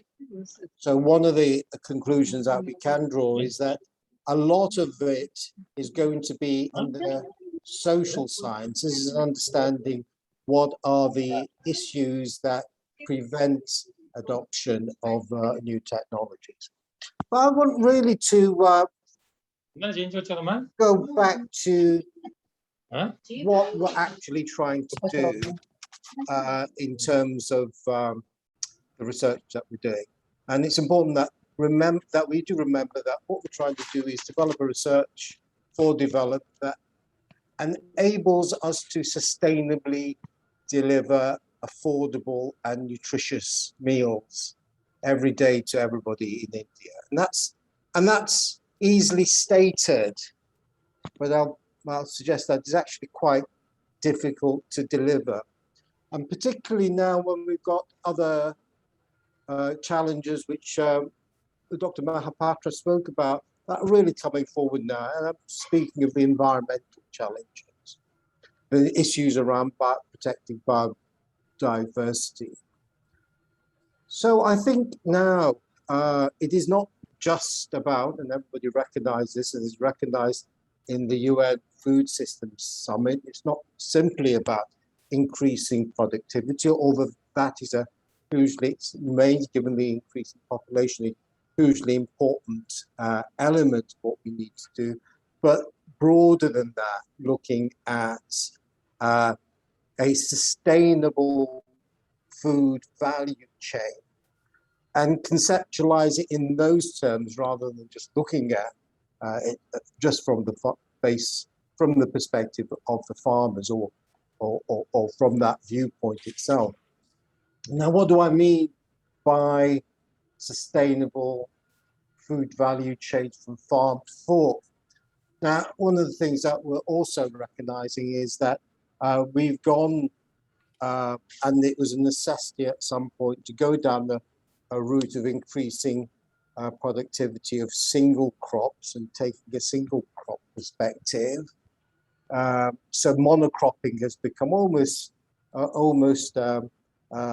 universal, and we need now to reverse that, at least to some extent. So we need to look at much more in the future about at mixed systems, mixed cropping system, whether the rice wheat mixed cropping systems or whatever, like rice fish systems, etc. And there is going to be a challenge in developing the evidence base for a sustainable food value chain, for the appropriate mixed farming system, for the agroecology that we want to look at. And it's not going to be the same everywhere. Each agroecology will necessarily have a different kind of optimal arrangement of a food system that is sustainable. So for specific regions, the Gangetic Plain Delta region, for example, will be different from Western India, Punjab, for example, etc. And in doing this, we need to engage with everybody in the value chains. That's the private sector actors, as well as the farmers, the seed companies, the millers, the machinery manufacturers, etc., in order that we can scale up innovation. And the idea has to be about ensuring that there is an increase in overall productivity, and I think also aggregate profitability in the food system from farm to fork. Now, in the past, this has been very much public sector driven, but as we are seeing, and has been mentioned, increasingly it's being recognized. It's got to be market demand-led process, and that is designed to increase incomes of farmers and bring benefits for the rural economy. We heard earlier on about the big differences in productivity between Eastern India in the rice sector and, and other parts of India. And that's partly a reflection of farm size. You have very small parcels of land. So part of the process in conceptualizing in this way is developing farmer-producer companies in a much more programmatic way, which as is the intention of the government. One of the things that we also need to be cognizant of, if we're recognizing that biodiversity, environmental sustainability are public goods that need to be delivered, is who pays for it. Many of you will know in developed countries, this is paid through the public purse. It would be inequitable if in developing countries, farmers were expected to pay for delivery of public goods like this, clean water, clean air, etc. And particularly as we go into the COP26, where rice systems have been identified as a major source of greenhouse gas emissions, methane, and there will be a pressure for rice producing countries to reduce methane emissions. And we've got to be careful not to put the cost of that onto rice farmers themselves, but understand how that cost could be met. So there is quite a lot of work which we've heard today in terms of how we can increase productivity, how we can bridge the yield gap. In India, we heard that even the best states are lower in kind of the global league table compared with other countries. So there's a big opportunity that exists now, particularly in the rice system. And we've heard from the Pulse story and the BT Cotton story that if there is a will, it will be found, and it can change very quickly. I'll leave my intervention there, but thank you very much for the opportunity. Thank you very much, Dr. Mia.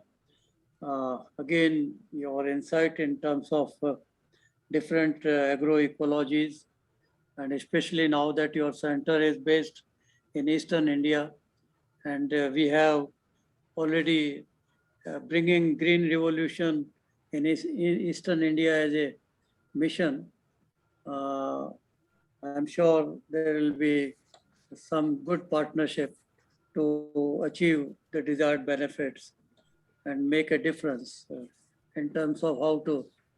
Our challenge in rice is whether we should have that much area which we are still retaining, and especially the upland rice area, which is around 3 to 4 million hectare. Could that be diverted, and diverted then for what? Or what is the other opportunity or option available for those people who still depend on that, crop as a source of sustenance. There are issues which also require, or can we improve productivity? And maybe Eastern India again has a niche for hybrid rice. So that area is not increasing somehow. It has taken us 2 decades. We started with that work, came out with the hybrid rice. Now it's mostly in the private sector domain. It seems the public sector hybrid rice research is not that aggressive as it should have been, and whether there is any scope of that in different parts of the country or in a better ecologies like irrigated rice, transplanted rice, and so on. So some of those would require better insight from international institute like IRI. So hopefully there will be agenda for working together for a win-win situation. Thank you. Now I request our colleague, Dr. Ashutosh Sarkar, who had been working all through his life with lentil in ICARDA, and after coming to the ICARDA Center for South Asia in India, he has been making great efforts in popularizing legumes and especially pulses in the region, including Bangladesh, Nepal, etc. So Ashutosh, and you are bringing a lot of insight for in Rice Fellows, the scope of lentil in Eastern India. Maybe you could give your insight as to how can we improve productivity of pulses and make a difference. Yeah, thank you, sir. Thank you, Dr. R.V. Singh ji, and all distinguished participants. Must have already been mentioned and discussed on the components of yield gap, constraints and means to narrow down that yield gap in the concept note that has been prepared by TAS, as well as the learned speakers in the inaugural session, as well as thematic presentations. I will only note that touch upon some of the points that may be useful for this dialogue. As this today's our dialogue are bridging yield gap, the way forward. Whatever we have done in the varietal development or technology generation at the research field, why it has not been reflected in the farmers field. So that is my concern, and also our concern. Today's, that theme is on this. That the progress in crop production derives from advances in breeding. It can be genomics aided breeding or marker assisted breeding, and agronomy, including improvements in the spatial and temporal arrangements of crops and farming systems. The interaction between breeding and agronomy is widely acknowledged as a major driver of enhanced production. But always crop breeders also, we ignored that we always looked into G by E interaction, and we took out that interaction effect on the ultimate yield potential. But we did not look into G by E by M, the management and site-specific management as well. So we have to look into that. The development of and adoption of productivity enhancing technologies can be stimulated or hindered by biophysical as well as socioeconomic conditions of farmers. As Dr. Parodaji has mentioned that I have to focus on pulses, but as we see that in the morning presentations, as much as we have seen in wheat, 5 to 59.5% yield gap is there. In millets, it is about 350%. Even when Dr. Sujay Rakshit was presenting that, he showed that is a half a ton to 9.5 tons of yield variation is there in case of maize, which means that it is across all crops, not only on legumes. But here today, I would like to emphasize that on legumes, how we can take it forward to narrow down the yield gap.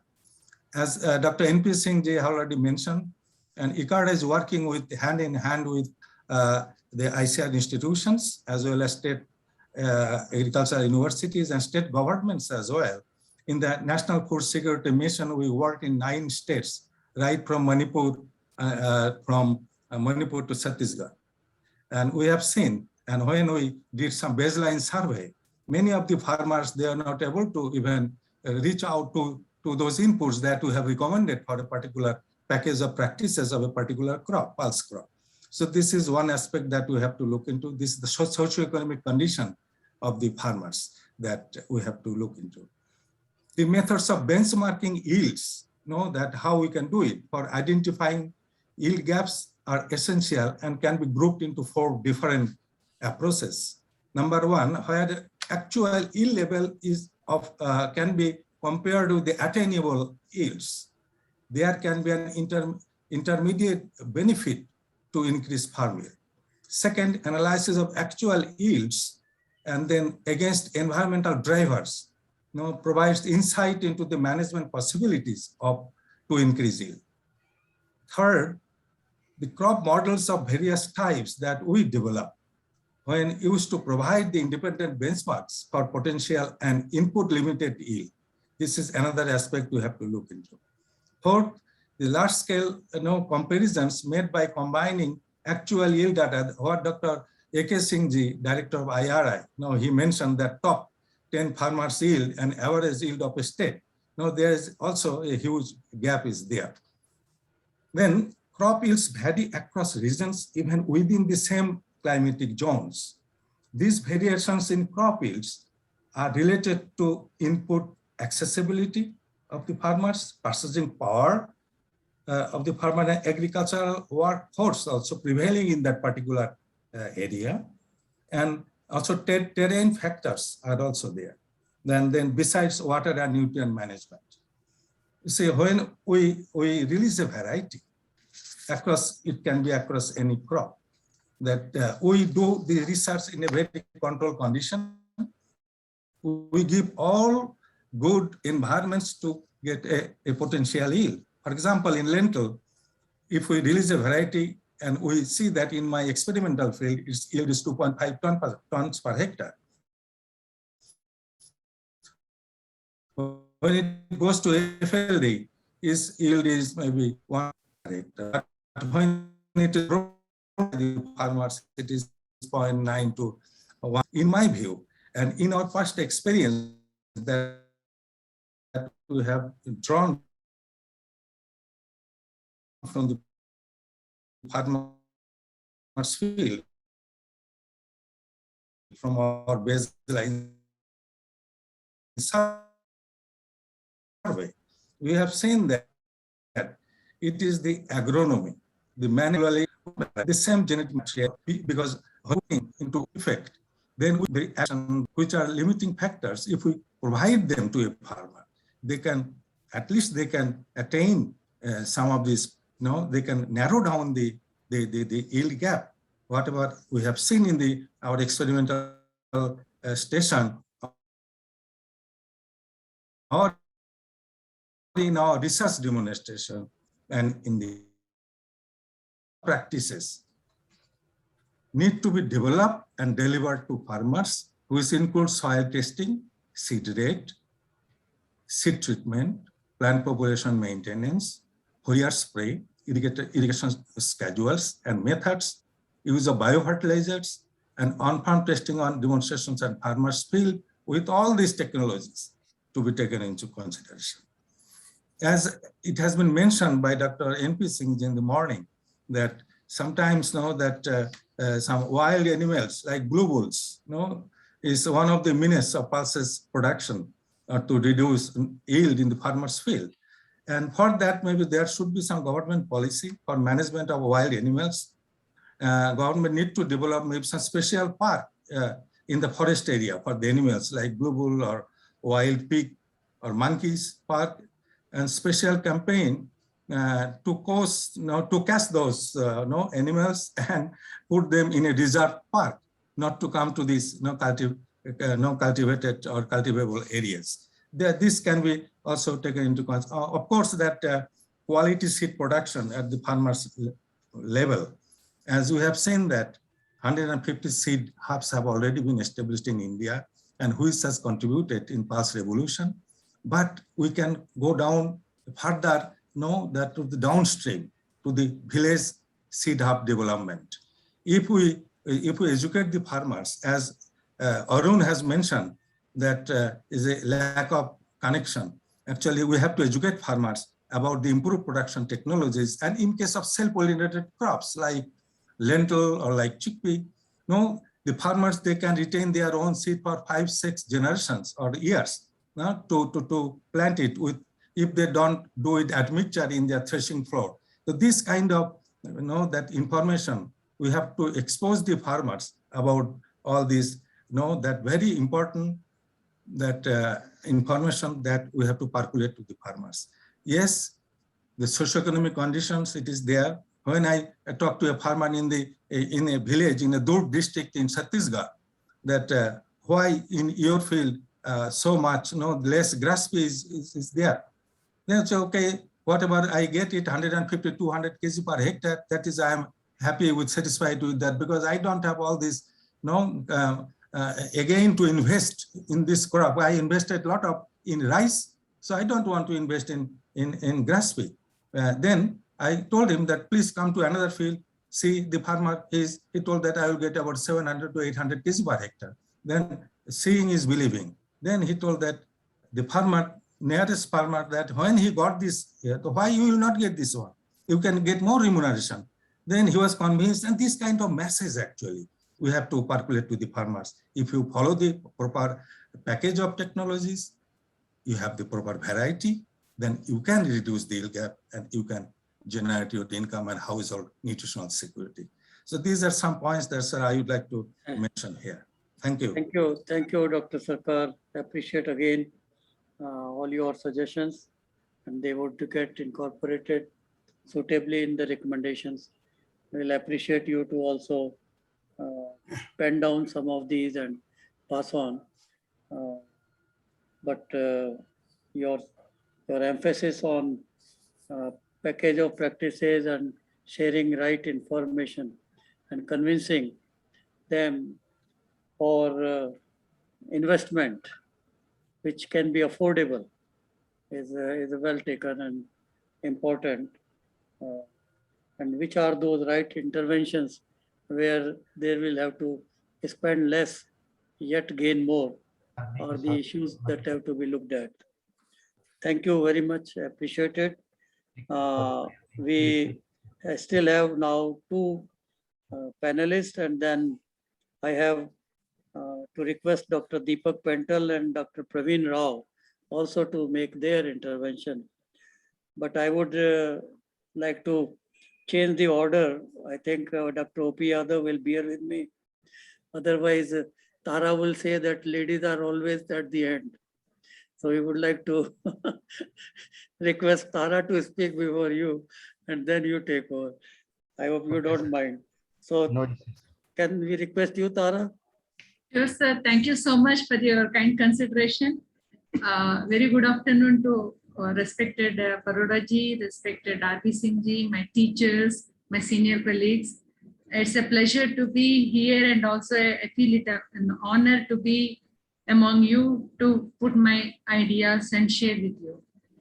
A lot has been told by all my predecessors and previous speakers, and we are hearing right from morning, many points have come up regarding how to bridge yield gaps. I'm not going to discuss anything about different crops, but I would tell those things which are related only to pearl millet, and I'm just confining to this area only. If we see in pearl millet, like in other crops also, here also we have yield gap, and it was observed that from the frontline demonstrations, there is an yield gap in different agroecological regions or the production systems. We say in A1 zone, that is the area which is falling with very less rainfall of less than 400 mm annual rainfall. There the yield gap was observed to be something like 15.1 to 55.5%. And in a zone where we receive a good amount of rainfall and where we also have these irrigation systems, the yield gap is less, that is 9.3 to something like 20-25%. And in B zone where we have sufficient irrigation and good supporting irrigation systems, and that too in the southern states of the country, the yield gap is only 11.7 to 30%. So looking into this, if we talk, if you look into what is the reason between the yield gap between these three different production systems, we see that hybrids are there, and lot of information was generated before, and also a good paper was floated by Dr. Rupi Yadav on genetic gains in pearl millet, means how the improvement has occurred. It is very well documented in pearl millet that hybrids have contributed a lot for the development of the crop, and also they have boosted the yield levels. If you look into the yield levels right from 1950, 51 to 55, if you take an average of 5-year time period from 1950s till date, it was something like around 350 kgs per hectare in a 5-year span from 1950 to 55. And now it is about 1270 kgs per hectare spanning to 2016 to 20. So there is a constant improvement in yield. But still there is yield gap, a big, huge yield gap where we can target and improve. I mentioned that we have 3 production agroecologies or the production systems in pearl millet. A1 zone where the annual rainfall is less than 400 mm, and it is mostly covered by the western Rajasthan. We have these districts like Barmer, Jodhpur, Bikaner, Jaisalmer. These areas, Sikar, where the annual rainfall is very less. And if you look into the total area of pearl millet in the country, Rajasthan contributes about 55% of the total area, but it only contributes to 45% of the total production. And if you look into district-wise productivity of these districts in Rajasthan, if you look into the state-wise, Rajasthan is having only an average productivity of 990 kg per hectare, whereas on the other hand, other states like UP, Gujarat, Haryana, they have very high productivity. Gujarat and Haryana, Gujarat has 2000 kg per productivity per hectare, whereas in Haryana it is about 1800 kg per hectare. But if you look into even in the Rajasthan state, which is the major player in pearl millet, it has 55% area as that, and that is around about 4 to 5 million hectares, because the total area covered per year varies from year to year depending on the rainfall availability. So if you look into that, of the total 5 million hectare area, 3.5 million hectare area is falling under less than 400 mm annual rainfall zone. And in the, again, 1 million hectare is under Barmer. And if you look into the productivity of Barmer, it is only 252 kgs per hectare. And similarly, if you look into the productivity of Jodhpur, it is 800 kgs per hectare. Bikaner, it is 400 kgs per hectare. So now on one hand, we have hybrids and varieties which are yielding very good. But on the other hand, we have areas where we have to improve the productivity. So for us, increasing the yield or productivity in these areas will be plugging the yield gaps and improving the productivity in pearl millet. Then another point I would like to mention is also we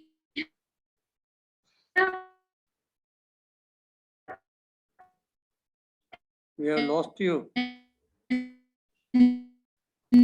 Number of hybrids being developed and supported by public sector, where if you look into the market penetration of these hybrids, the penetration of the hybrid seed of the private sector hybrids is very good. The reason is there we have different fragmented segments that this particular segment, this particular group will look after the hybrid seed production. This particular group will look into marketing hybrid. But such a system is not available and is lacking in our public system. So we need to strengthen these areas. And for that, the easy way is we can go for public-private partnership, and it has been mentioned, and it is a proven technique to disseminate the technology faster, and it is a win-win situation for both public and private sector. So this would work good for even our pearl millet. And also, we have, compared to other crops, we have less effect of diseases, but still we have few diseases like downy mildew, blast, rust, ergot, and smut. But nowadays, blast has come in a big way, and it is overcoming the downy mildew. So we need to really look into strengthen our breeding activities to develop resistant material for blast. Though we have rigorous screening procedures in our coordinated system, still we need to strengthen our breeding part. So we need to go for pre-breeding activities, which I feel is very less in our crop. We are trying to strengthen in that area. Also, we can exploit the available land races, because in this A1 zone where we are not getting very good high yields, only land races are available. And these are the land races which can withstand high temperatures, and also they're very resilient. Once they receive a rain, they put forth the tillers and then you get the seed. Though it is a small quantity, but they give some grain and also fodder to the farmers. Especially in state of Rajasthan, the cattle population is very high, and pearl millet serves as both grain and fodder crops. So this would help in that direction. Now, we can also bank upon the genomic resources. Lot has been spoken about genomic technologies and genomic resources. Yeah, already. Pearl millet, yes. So pearl millet, first crop I would like to bring to the notice of this house, that the way the marker-assisted product has been developed, that is HHB 67 improved. This is the first marker-assisted product and a hybrid developed using marker-assisted technology. And now again, I would like to put forth before the house that we have one more EDV HHB 67 improved -2, which is again improved upon the HHB 67 improved. Again, this is a partnership between ICRISAT and SAU, CCSHAU. So in this crop, we do find a beautiful collaboration between the NARS, CG system and SAUs, including ICR and SAUs. So whatever we have seen, HHB 67 improved, that is an outcome of this partnership. HHB 67 improved 2 is also an outcome of this partnership. And also when we look into this, I do a public-private partnership mode.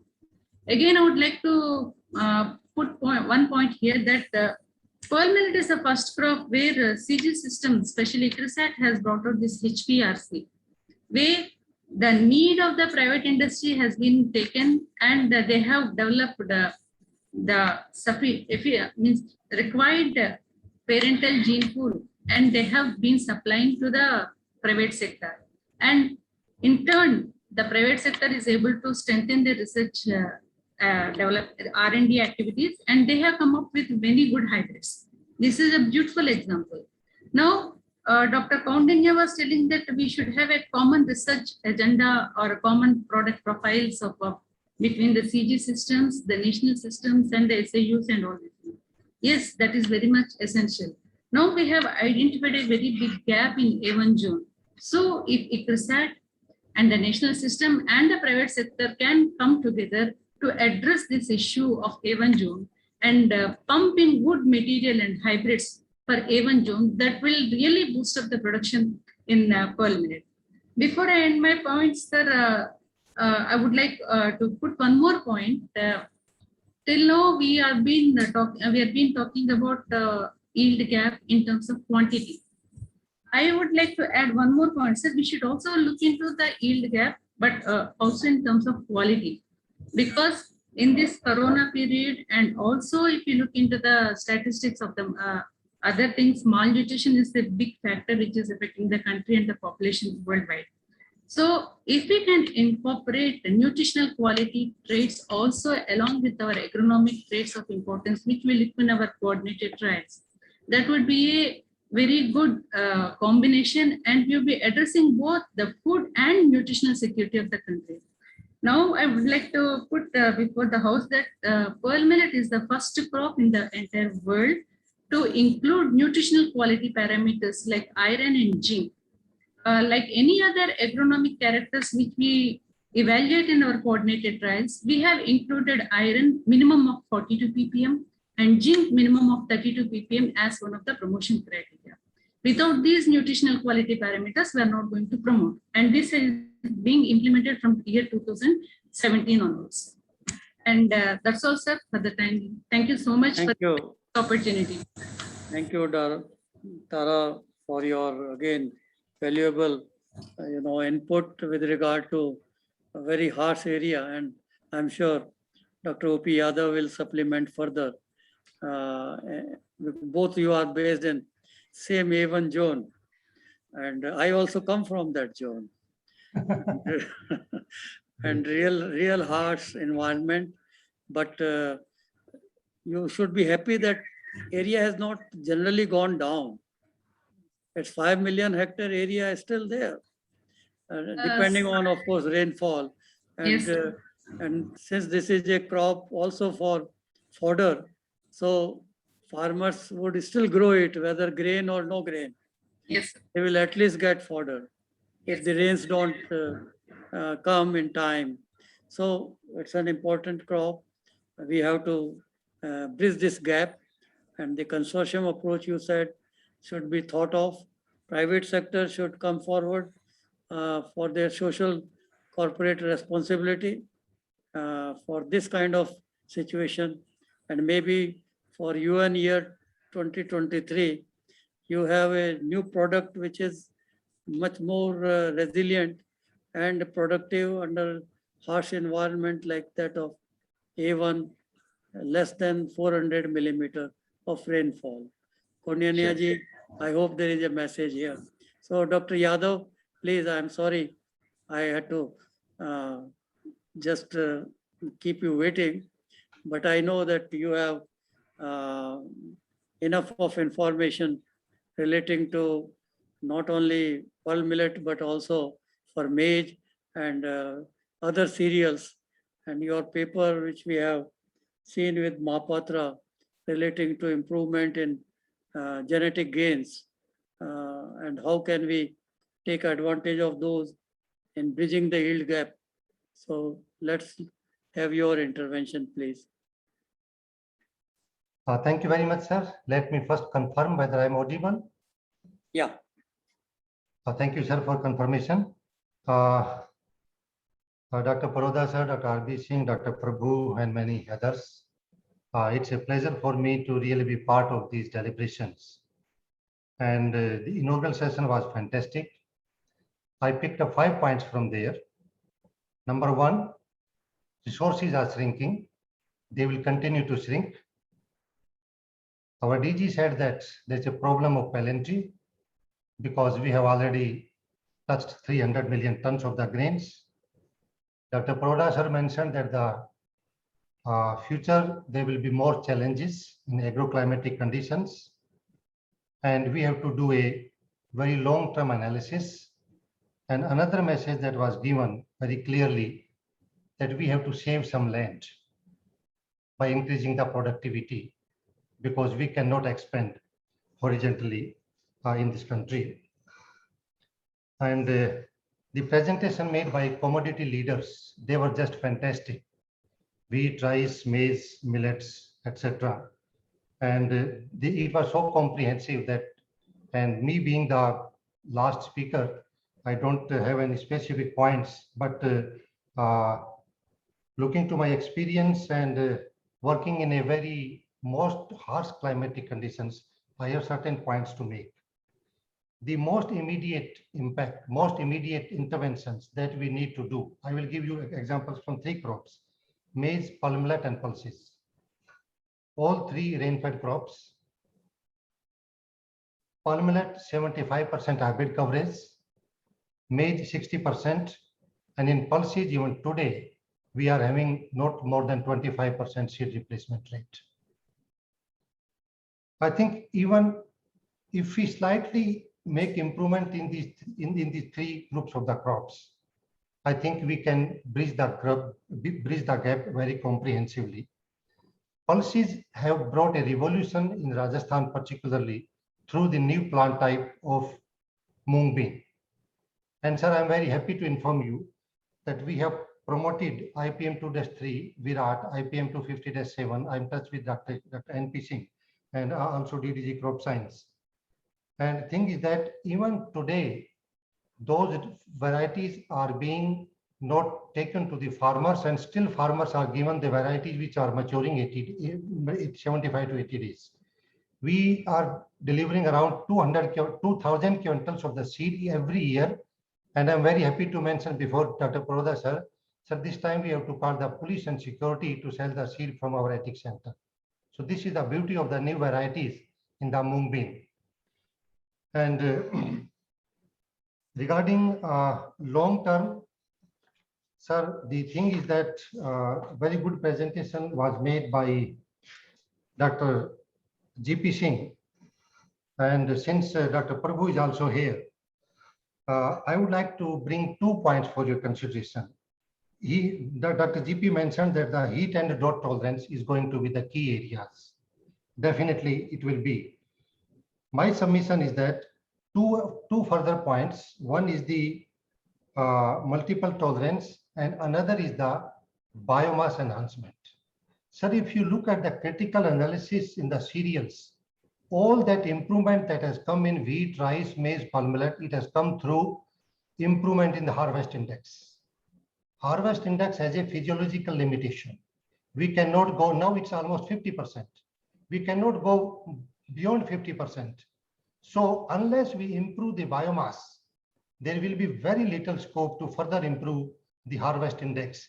And for that matter, utilization of the land races and some other unexploited genetic resources, which was highlighted by Dr. Wasal, also by Dr. Bhagmal. I think this holds the key point in case of palm millet, in case of wheat. Sir, coming to millets, Dr. Tonapi made a beautiful presentation. And he has showed that how the production has remained static almost if we group together all millets. So what millets has given to the country? Sir, millets has given 12 million hectare to the country without reducing the production.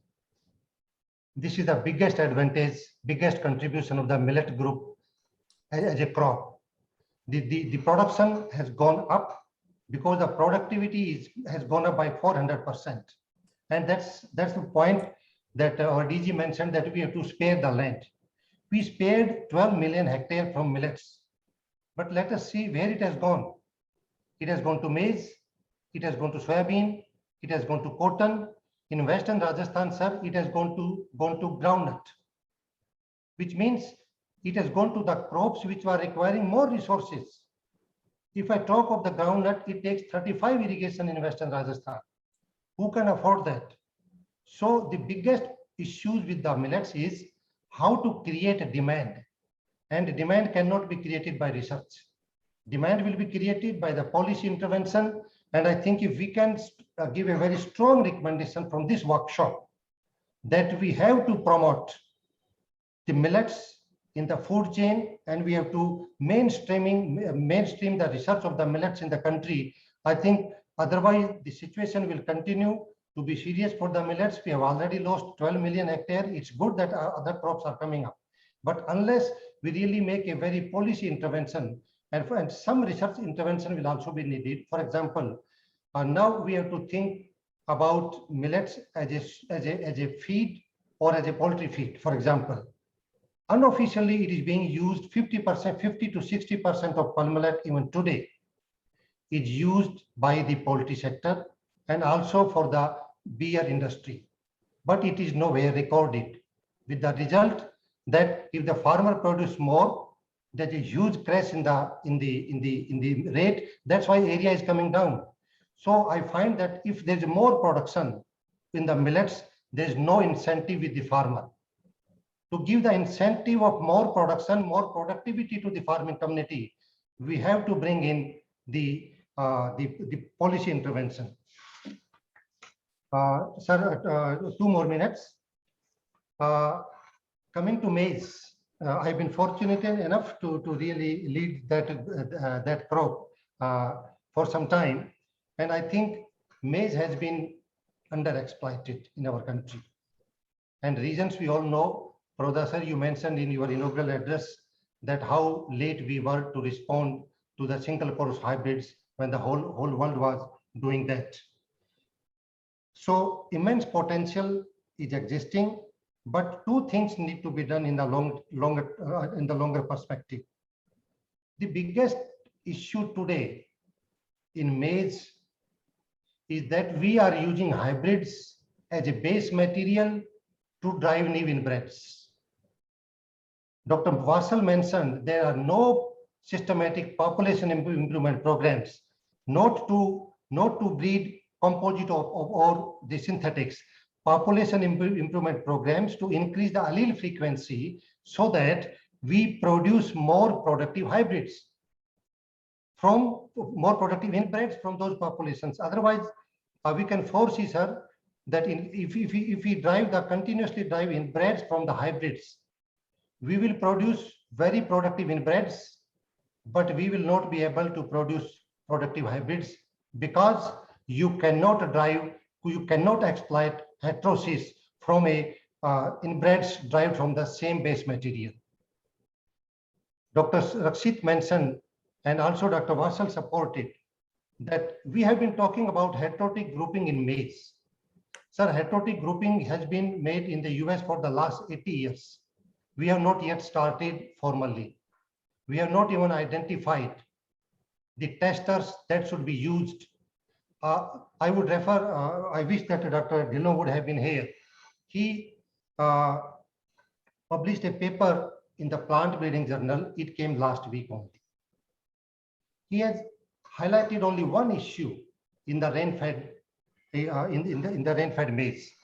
We have attached a stigma with the maize that it's a rain-fed crop. Sir, it's a rain-fed crop, but in which areas? More than 800 millimeters of the rain, or at least 600 millimeters of the rain. So basically, what we have done, we have not addressed some of the agronomic practices in maize for the rain-fed areas. And for that matter, for whole rain-fed crops, agronomic practices have been underplayed historically in our country. And the point that I was making with respect to Dr. Dhillon, that we have to revisit the plant population that should be maintained in the maize fields. The best example of 30V92, which accommodates almost 60% more population in the Rabi season. And it has revolutionized the Rabi maize production of the country. But we have not addressed this issue, branding maize as a rain-fed crop and a crop for the drought-prone areas. And Dr. Dhillon, in that review, it addresses only one point. And he says that if we can address this issue in the next 1 decade, you can see a sea change in the production improvement, productivity improvement, even in the Kharif season. Sir, coming to pearl millet, yes, India is a global leader. And if we take the analysis for the last 15 years, the rate of improvement in pearl millet is higher than wheat, rice, maize, and sorghum, much higher. But again, if they increase the productivity, area will be reduced. But to maintain a sustained growth in hybrid productivity, which has been happened for the last 5 decades, we need to do 2 things. Number one, we have to address a heterotic grouping pattern. So far, we have been very lucky because we utilize cytoplasmic male sterility. Male cannot be used as a female parent cannot be used as a male parent. But this is being done in maize and the result is with us. In the times to come, we will get much less heterotic hybrids. But fortunately, in case of palm millet, since male and female have been too exclusively grouped, that's why we are fortunate enough to have a very sustained growth in the productivity in spite of such a crop of such a difficult environment. And sir, as you mentioned number of times, the palm millet hybrid has provided an example before the whole world that rain-fed agriculture can also be benefited by hybrids. Hybrids not exclusively for the irrigated system, and I think palm millet is the best example for that. Sir, you know HHB 67, a wonder hybrid. It was released in 1993. Now almost 30 years, we do not have even a single hybrid of that maturity group. 60 days. I have been fortunate enough to lead that program, but unfortunately for a shorter time. But now a time has come. Now we have to basically generate more hybrids of that maturity. Unfortunately, we don't have an inbuilt system to promote early maturing variety in our coordinated trials. Early and late maturing varieties are being tested together. In that, early material will be at a significant disadvantage, and it will be never promoted to the higher level of the testing, with the result that if you look at the historical data of the palm nut breeding, we are moving towards lateness for the last 40 years. Otherwise, the top priority is to move towards earliness. I think this thing, I'm sure Dr. Tara will be definitely taking care of. Sir, finally, in case of sorghum, we have failed to address two biggest issues: mold in the Kharif season and the quality in the Rabi season. Maldandi 1930s varieties, still most popular variety in country. I think the hybrids based on the material derived from that kind of the population probably may find a better place for as far as adaptation is concerned. And regarding pulses, I have already said, sir. So these are certain points that I wanted to put before you. I don't want to repeat that we need to have genomic selection, marker selection, genomic editing. These are some points which were basically not addressed by the previous speakers, but which I feel that according to my experience of dealing with these crops and working in the difficult area, these are the certain points that will go a long way, not only in the short-term basis, but also in the long-term basis. Thank you very much, sir, for your for giving me this opportunity and the time. Thank you. Thank you. I think again, OP, very valuable suggestions and input based on your own experience. We do agree fully that we need an aggressive approach on hybrid research, maybe as a national project to begin with, which we had at one time initiated in mid-90s. And this hybrid HHB 67, I still recollect, I was that time Deputy Director General Crops. It was rejected by the coordinated program for approval on the basis of downy mildew incidence, which was noted in Hyderabad at a reset, but not in the northern part where majority of Bajra area is there, for which it was being recommended. So we had to take a conscious decision to approve it. And I'm glad that it is predominant variety, rather hybrid, for last 25 years. But we need to change these.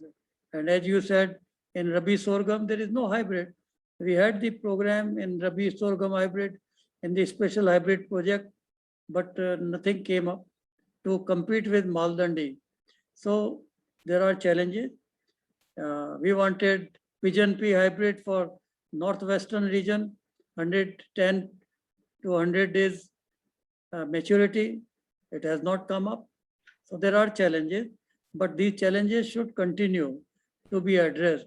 And therefore, maybe there is a strong case to revive a special hybrid research program. This I talked earlier about hybrid rice as well. So there are, and hybrids have more resilience in the arid areas and the rain-fed areas. And that is why whether it is cotton, whether it is sorghum, whether it was maize, whether it is bajra, and in Rajasthan, if you go and ask farmer what you want, he would say, I only want Sankar Jati ka bajra. He doesn't want any other bajra. I mean, so to say that farmer will not spend or doesn't want to adopt technology is also not right. But then we need to have definitely an aggressive seed production program, research program, and consortium approach, public-private partnership. Anyhow, we will come to those, but good that you highlighted them once again.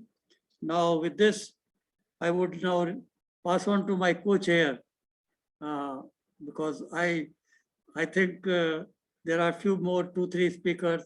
Dr. T.R. Sharma, will you be here with us if we continue for another 15-20 minutes? Or I am here, sir. Because I am here, sir. So, Dr. I would request Dr. R.B. Singh ji to take over, and at least I have 3 names which he can, note down. One is of Dr. Deepak Pental and Dr. Praveen Rao and Dr. Sundaram. So at least these 3 people, and then if anybody has to say anything which is not covered for 1 minute or 2, and then we can wind up the discussions. First Dr. T.R. Sharma, then Professor R.B. Singh, and then myself. So Professor R.B. Singh ji, please.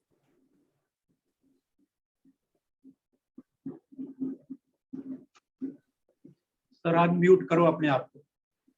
Unmute, please.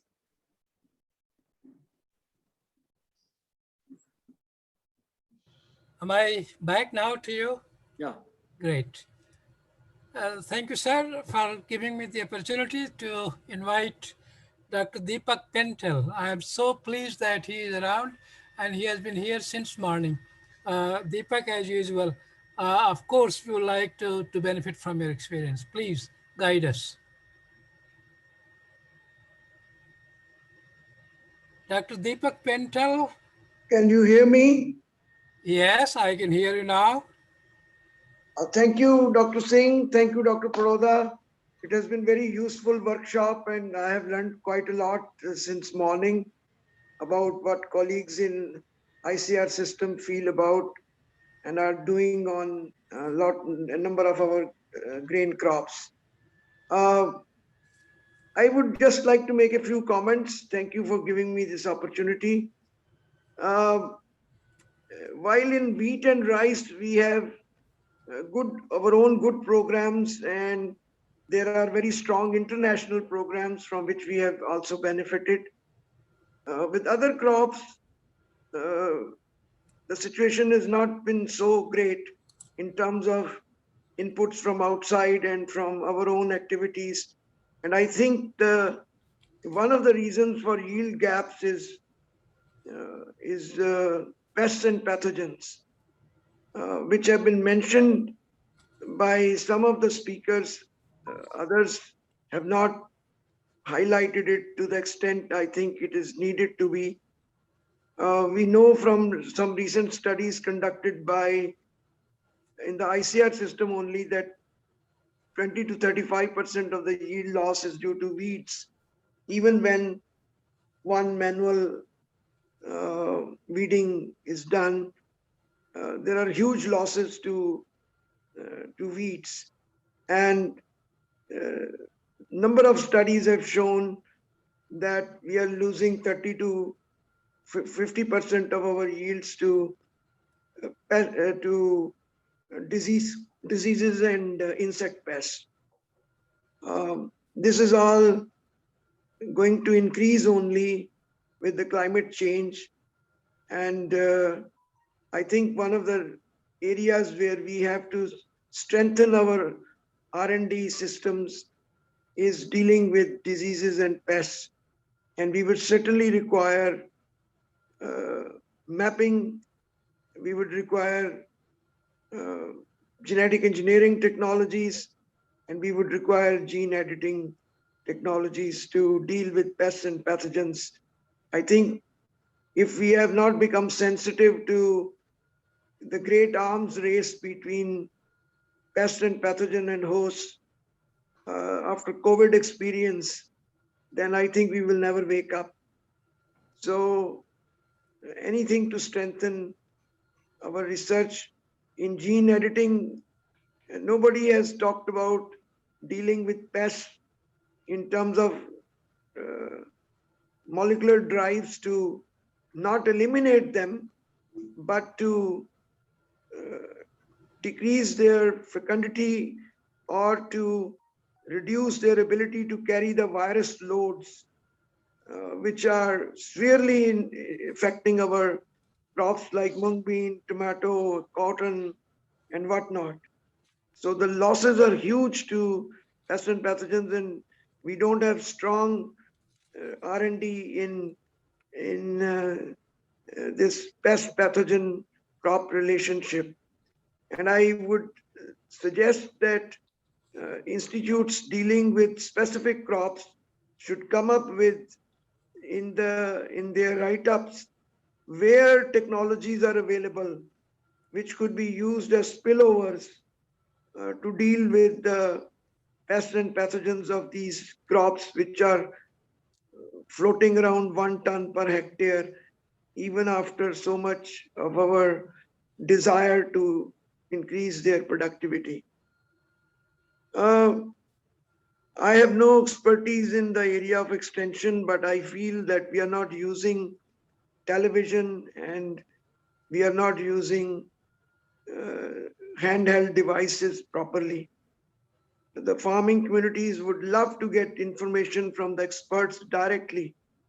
Perhaps we are afraid to go directly to the farmer because anything wrong we say will be recorded in the program and we will be caught.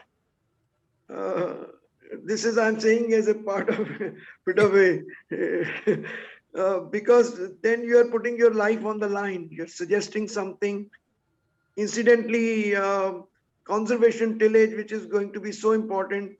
When I was mentioning herbicides, which nobody has mentioned very strongly, conservation tillage cannot perhaps be done without the use of herbicides.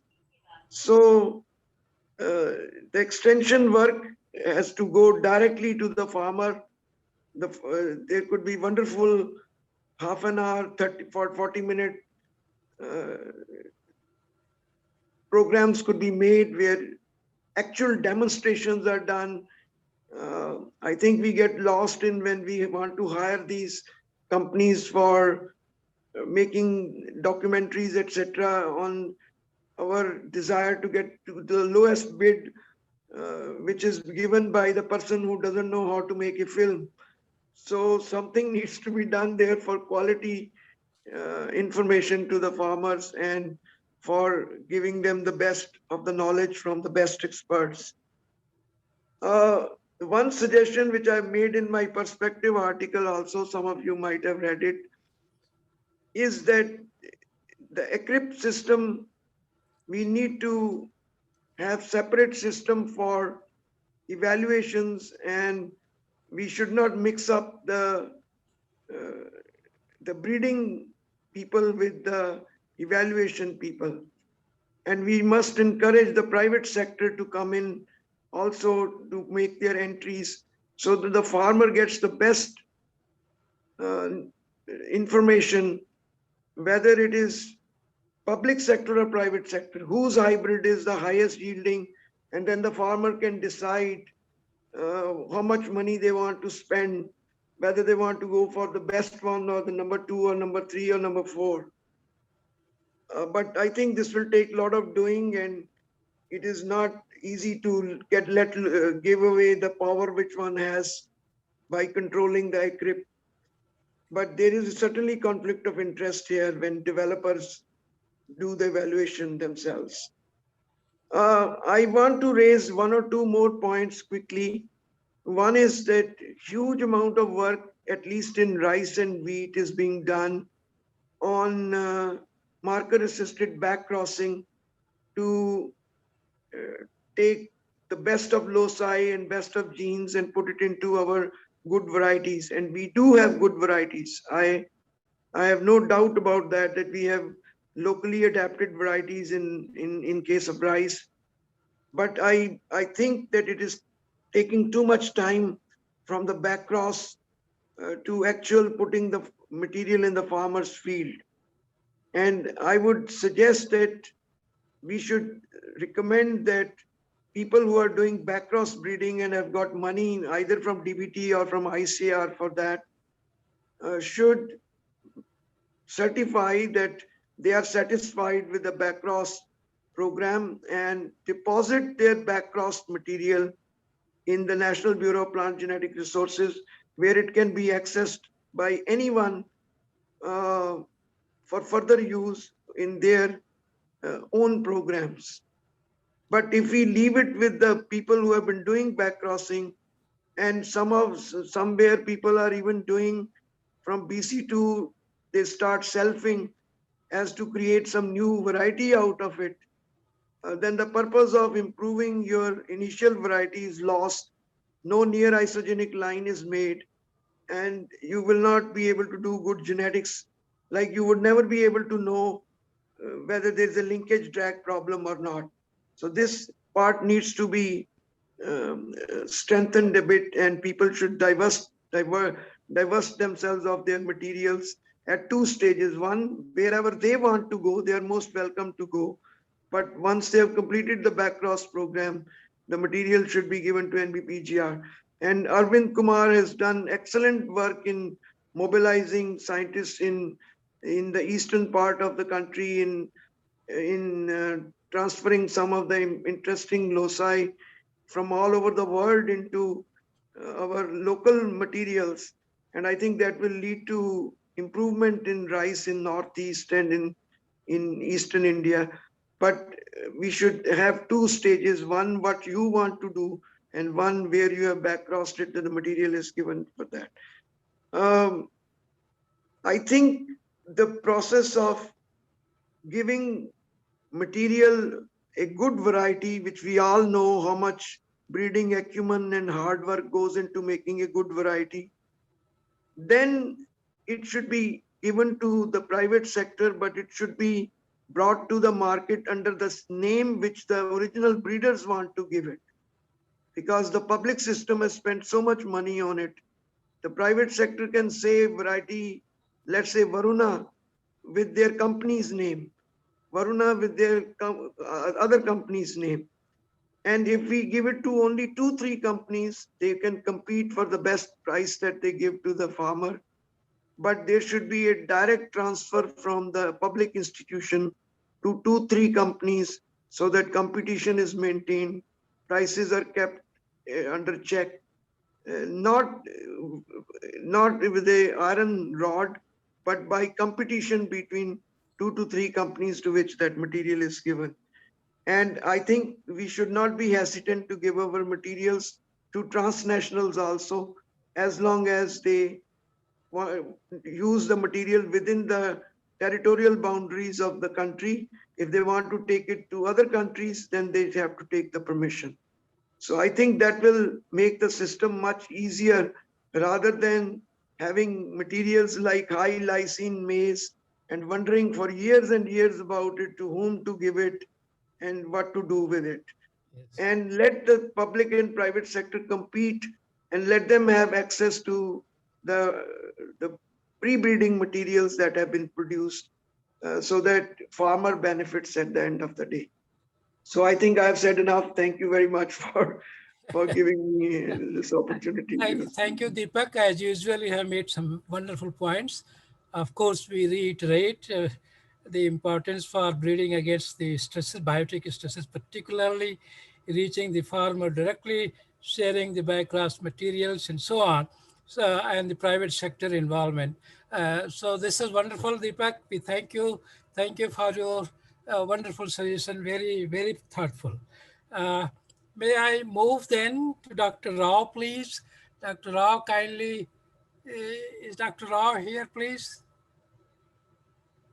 Am I getting the name right?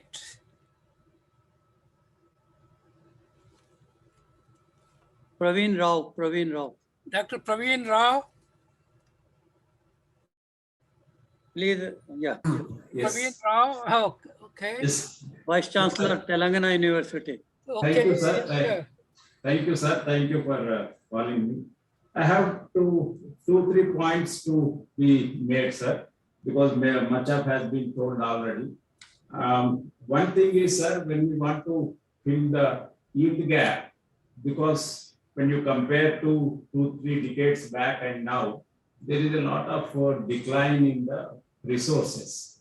Today, if we want to suggest a cropping plan or a scheme in any area, there is a need for mapping of the resources what we have today, and there is a need for preparing the efficient cropping zone. Earlier we had that, but now keeping into the current situation, I think there is a need to do it at state level. Say, I'm giving you this example, sir. Why?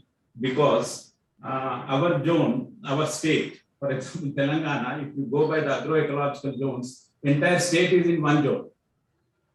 But we have rainfall varying from 450 mm to 1400. We have soils varying from shallow depth, red soils to deep vertisoils. So there is a huge variation within the state itself.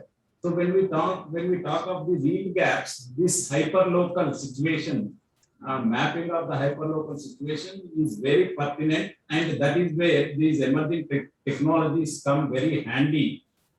Using them, and then based upon which we take a decision, and we have some good examples on such analysis and crop recommendations in our state. So this is one point which I want to highlight, sir. Then another important thing is, sir, when we talk of these cropping zones itself, we have, I don't know, for some of the discussions I wasn't there because of the office work. Changing food patterns is one issue which has not been considered yet. So I think that is one issue which need to be factored in when we talk of these crops and all. Then another recommendation, what I would say is we have low input, low yielding rain-fed drylands. We have high input, high yielding, intensive irrigated systems. Okay, so you have yield gaps at those places differently. Say if you take recent situations as well. So when you come to low yield, low input systems, you have different challenges to look at. For instance, let us take our own one of the examples. If you take maize crops, in our own state in the north, we get about 6 to 7 tons per hectare, averagings of the districts. When we come to the south, we get just 1 ton per hectare. Okay, so and at the same time, we find different types of yield gaps when we have done analysis for our crop colonies, what we have done. We find technical gaps. When I say technical gaps, the technology is already there, but farmer is not able to have the knowledge of the technology. So there is a suboptimal crop management. Okay, so this is an issue when we come to high input, high yielding zones. And it also is there in another one is I want to look at keeping in view the doubling of farmers' income issue. What is the economic yield gap? Farmers get the yield, but he is not able to get the returns or the value realization for the produce what he has achieved. So there is an issue of economic yield gap as well. This is the practical issue. Basically, we are talking of a practical issue wherein farmer realizes the yield, but he doesn't realize the desired value for that produce. Then another aspect which we have seen when we come to low input systems, just we have made a recommendation that any rain-fed crop should be with intercrop. There should not be sole crop at all in the rain-fed drylands. So that made a difference. That made a difference. So keeping this in view, what I suggest is that what are the recommendations that would go from this for low input systems, high input systems at a broader level. Say, for example, when I say broader level, crop diversification, it can go across the states. Okay, say similarly, say for instance, with regards to integrated nutrient management, it can go across the states. So such and state-specific recommendations have been based upon the hyperlocal situations. And another example I would give, sir, if you take micro irrigation, if you look at the entire country today, 85% of the say what you call funding every year goes to only 5 states, where you have high coverage of say what you call micro irrigation like Tamil Nadu, Maharashtra, Gujarat, Telangana, Andhra Pradesh, Karnataka. So, and Rajasthan as well. But all the other states, the penetration is far below, even as compared to 5% below. So there is this is a gap. We know that micro irrigation does well, builds the yield gap, but those states are deprived of that. So such policy, broad level recommendations and hyperlocal level recommendations, which have to be based upon say what you call local situations, mapping of the resources. So unless we do that, as you rightly said in the beginning, say what you call delivery of how we deliver the knowledge to the say what we call to the stakeholders, say is very, very important here. So I think these factors need to be taken into account. We are talking of technologies, we are talking of gene editing and all that, but ultimately the stakeholder should be benefited by our technology.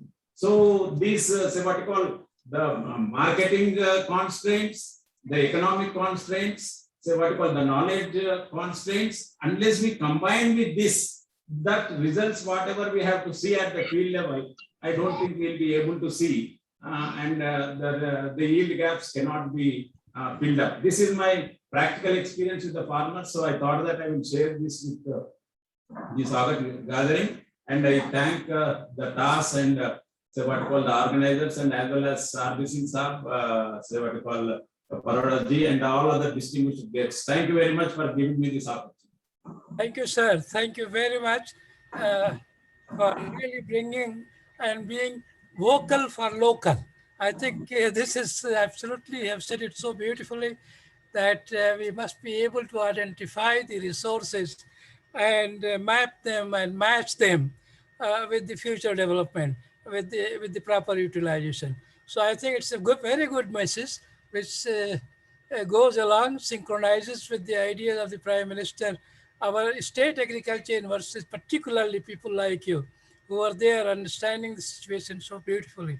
So with the new agriculture education policy, I think the SIUs have to play a leading role to be vocal for local and undertake those resource mappings and tally them with the appropriate technology which should be able to be used there.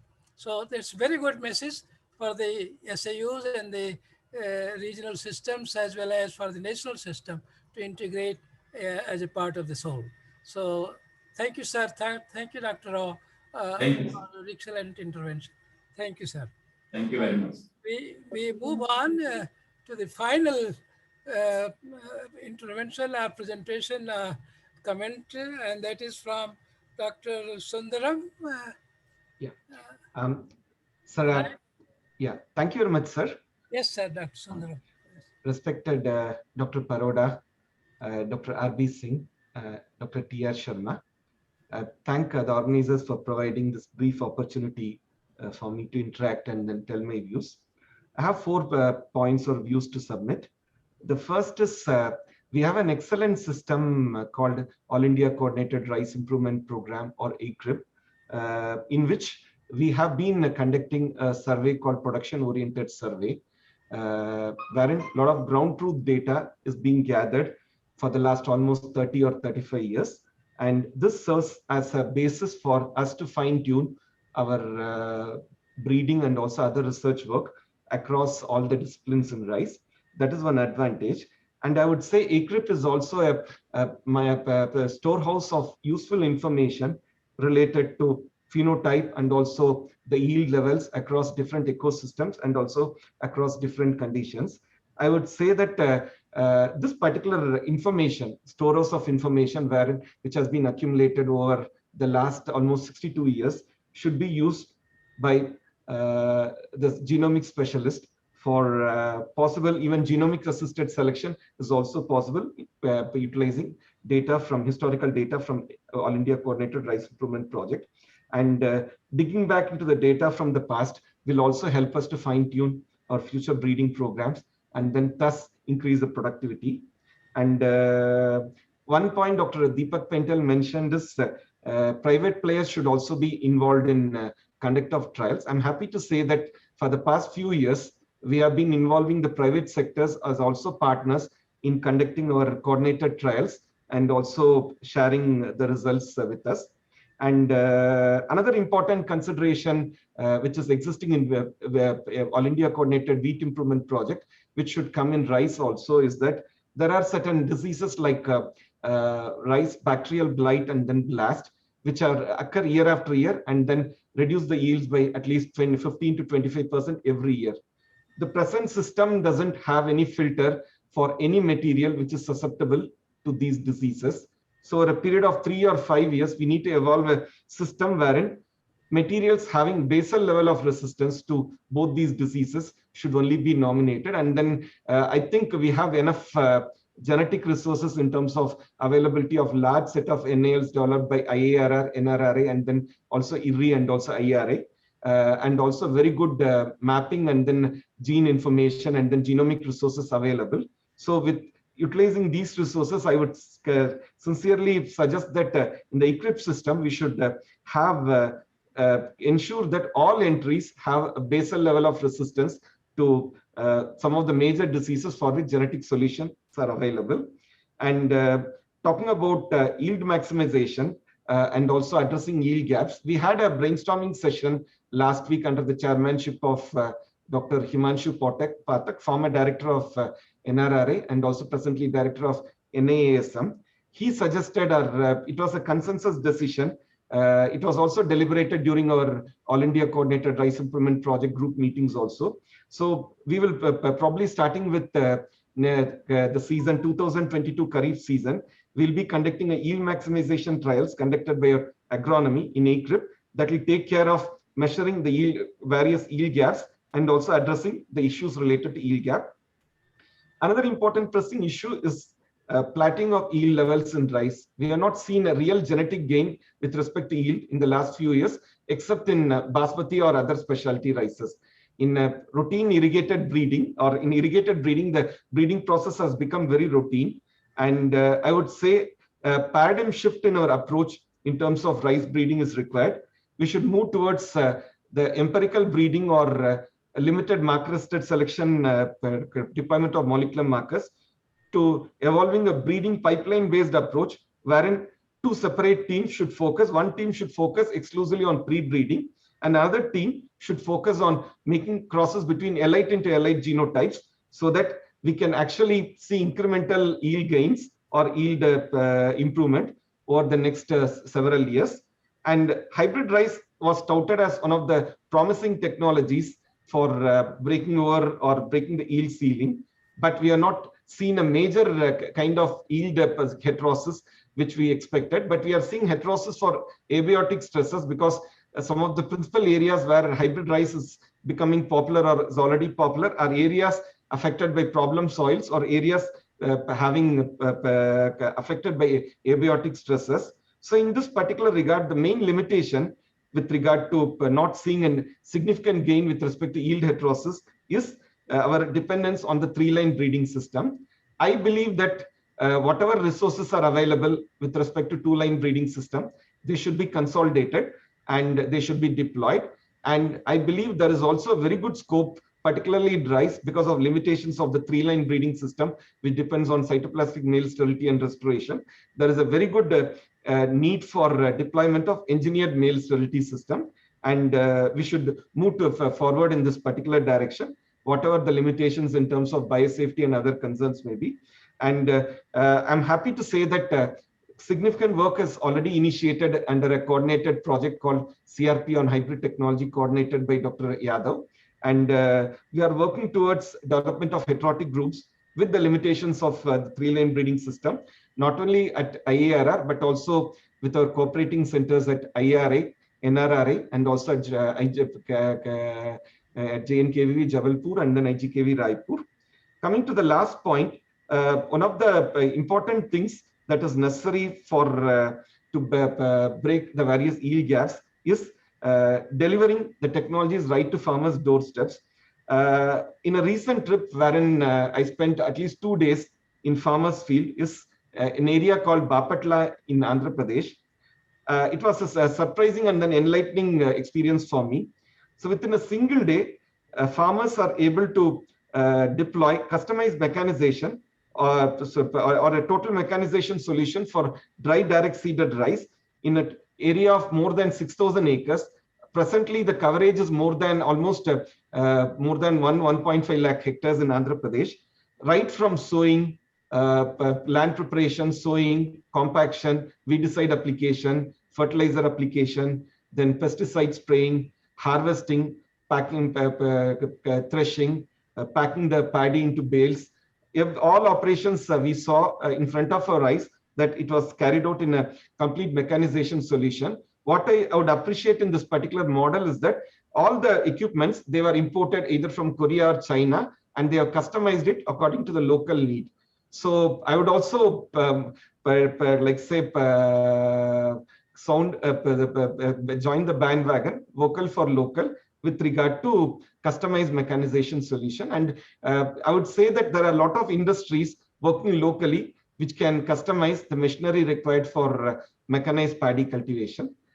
These are all a few submissions I would like to make, sir. Thank you very much for the opportunity. Thank you very much, Dr. Sundaram.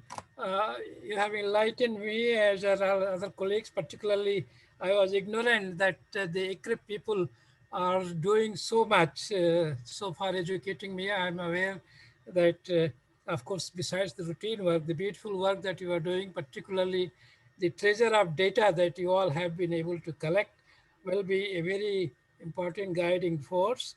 Also, the 3-line approach of hybrid development in rice, I think this needs to be strengthened. Particularly, it provides greater opportunity for converging more genetic resources and broadening your approach to bring the mapping of the desirable genes, but better than otherwise.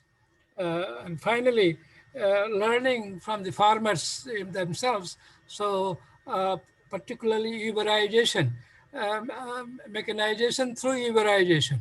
And I think this is great, and this message is very clear. So thank you very much, my dear friends. I hope the final presentation is over, and this session is also probably over. Dr. Sharma ji, dear Sharma, please guide me, and further, Paroda Sahab, what is more to be done?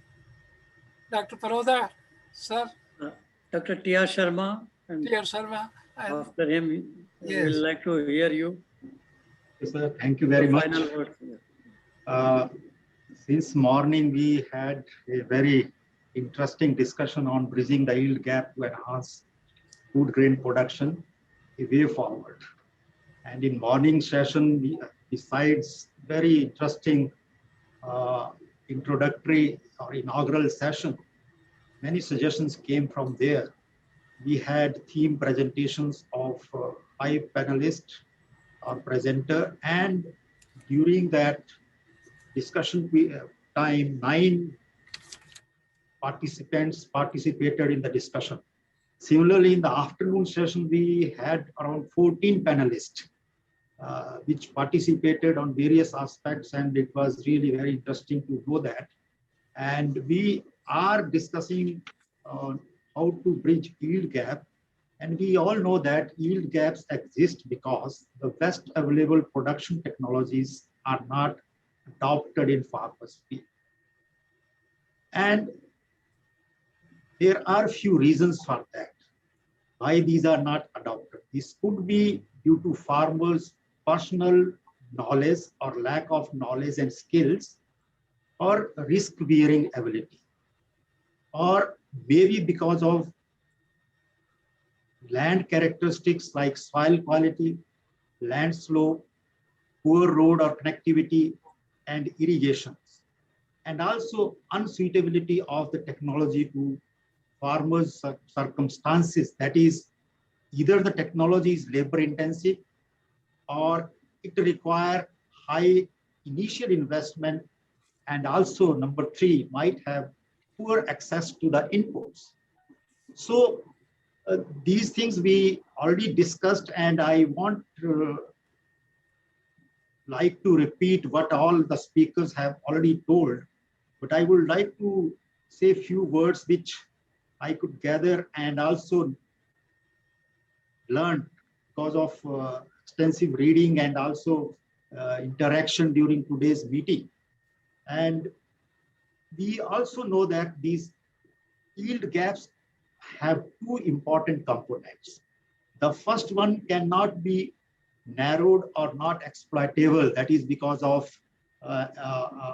environmental conditions, which we don't have any control. But the second component, which is mainly due to the differences in management practices or farmers' inefficiency in using the technologies, or which can be managed and can be praised. So this second type of component, which can be easily manageable or can be bridged by technological intervention, which we should try to do. The 5 crops which we discussed, and I used to give this example to our maize breeder. While discussing in the AICRP, I told very clearly that maize is one of the most important and studied crops as far as genetics, genomics, and transgenics are concerned. Even now we have genome-edited crops in maize. And those who are familiar with maize work, we know that George Shull in 1908 at Cold Spring Harbor Laboratory was the first person who exploited heterosis in maize. And he first time showed that there is inbreeding depression if you cross 2 inbred lines. So 2 closely genetically close species or varieties. So I would like to mention here that since 1908, the material which George Shull used and developed at Cold Spring Harbor Laboratory, USA, that was carried forward by Barbara McClintock. And she got Nobel Prize in 1983 by studying same material on transposable elements. And the same material later on, it's a significance of genetic material. And I will give very important analogy with our Indian system with it. And the same material later on maize was used by Johal and Briggs, and they cloned first disease resistance gene HM1 in 1992. This was the first report of cloning any disease resistant gene against helminthosphorin maize. But when I visited Cold Spring Harbor Laboratory in 2002 and 2004, I was really happy to see that in Barbara McClintock's lab and material is still in use. And Robert Martinson's, he is using the same material for understanding epigenetic mechanism for gene regulation. So you can understand now, for the past more than 100 years, the material which was developed in maize in US, which is one of the most studied crops, are still in use. And you can find even their data, their paper, if you go to McClintock's lab there, everything is preserved as such in Cold Spring Harbor Laboratory.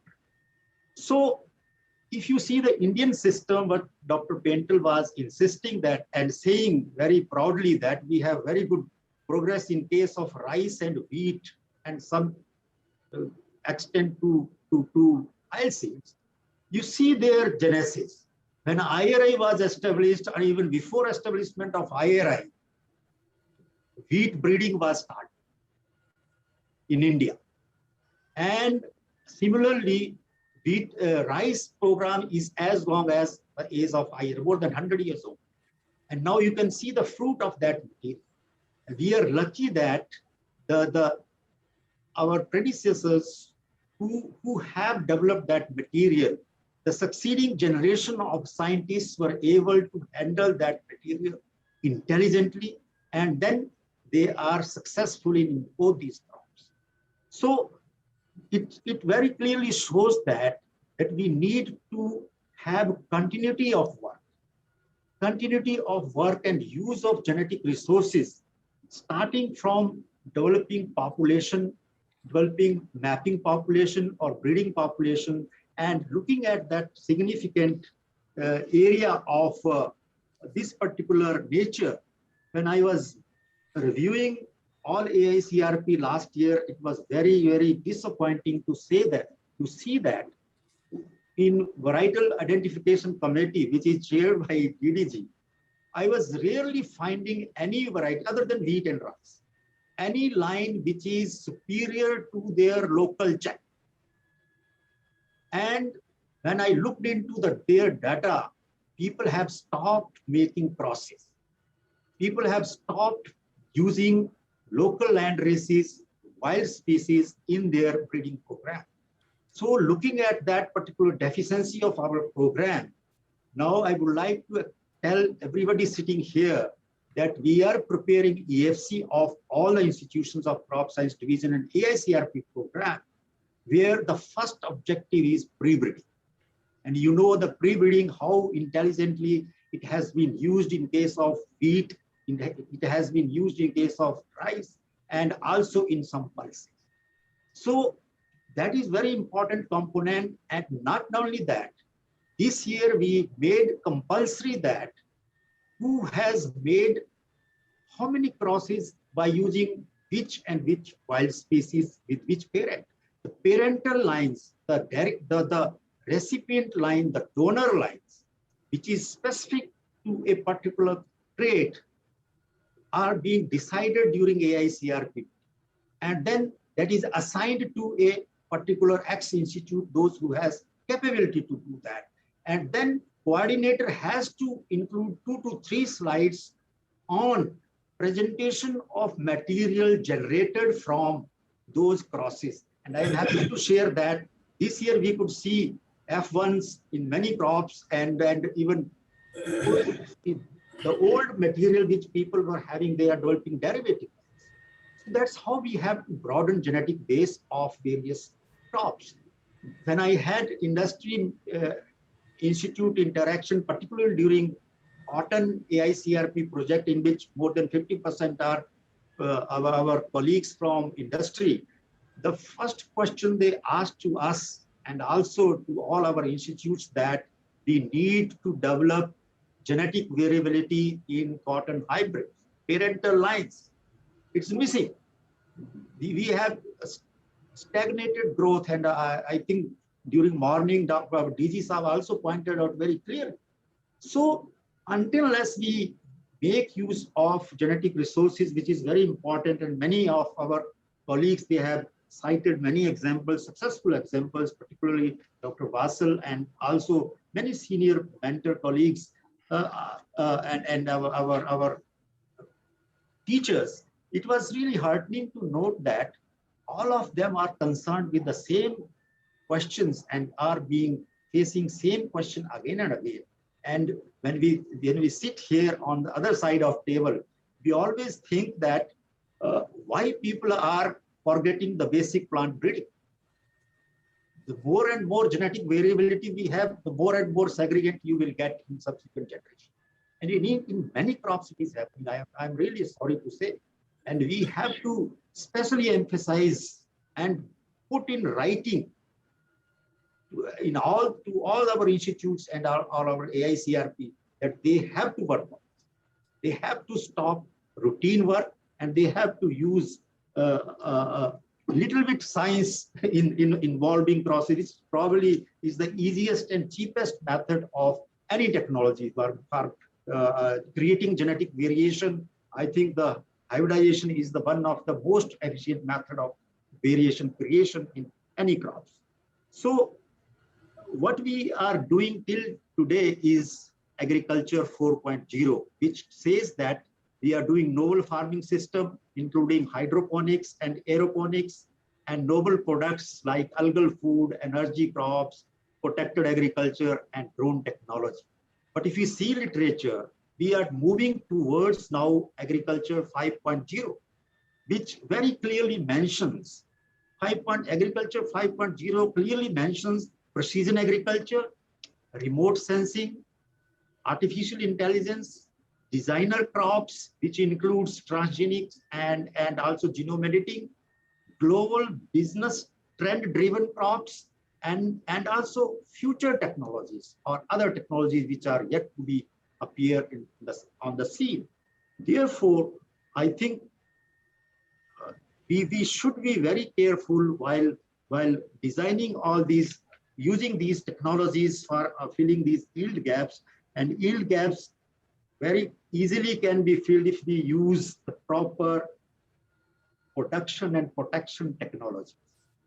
And we have made compulsory, this is how Dr. Mahapatra is telling in all the meetings, in all the directors meeting and all the AICRP meetings. And now we have made it compulsory that like varietal release committee, there should be a technology release committee.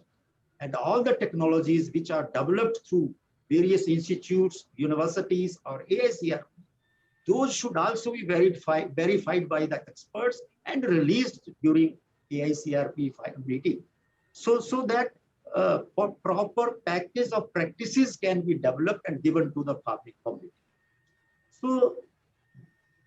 So I may not be covering many of the things because people have, our colleagues have already said it is already 6 p.m. But some of the points which I would like to say that which we should see now in future prospect, but would be the future perspective, that the growing population and the rising demand for more resource-intensive diets suggest that farming must become 70% more productive by 2050.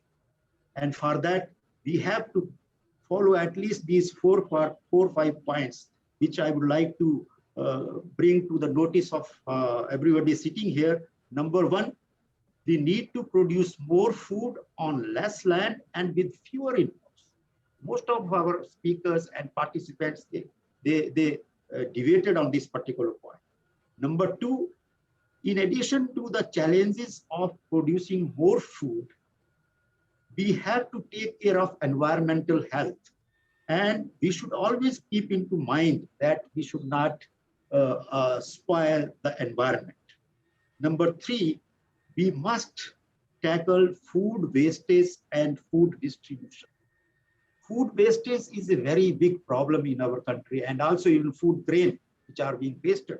Therefore, this blockchain technology, which is now coming in a big way, which brings these agriculture commodities from field to fork very nicely, and it is a statistically driven approach and involving cold chain, etc. So we should avoid food tackle food wastage by using blockchain technology.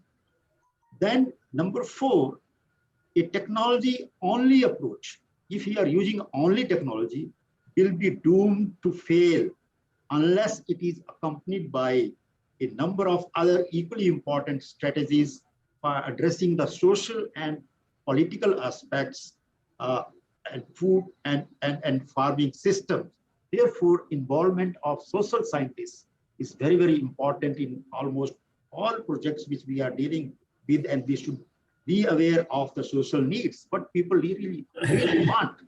And finally, the fifth point, I would say that we need to train human resource in the areas of genome editing, genome data analysis, digital agriculture, computer application, big data analytics, IoT, and artificial intelligence, etc. Until unless we train our new generation of scientists in these technologies, and also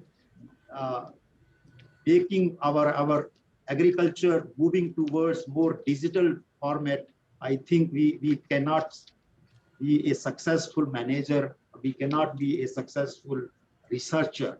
So therefore, I would like to say that not only we have to do technology-driven research or science, but we have to also see very carefully whether those technologies are reaching to the farmers with less cost and also with minimum efforts, and which can show fruits in their field.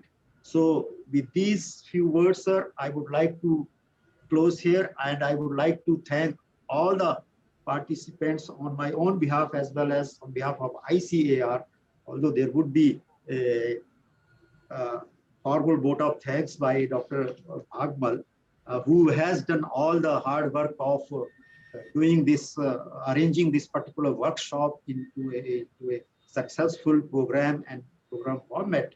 I would like to thank Dr. Paroda for giving me opportunity to be here this today, and also to ICR to become partner in this whole program. And I think whatever recommendations will come out of this whole discussions, that will become a guiding principle for us in crop science division of ICAR, and we will try to follow all those recommendations in good spirit, and also for the benefit of farming community and for the benefit of nation. So thank you very much. Namaskar. Thank you, Tilak. Appreciate very comprehensive summation of various issues and your own sharing of the experience that you have gathered over the last 2 years since you took over.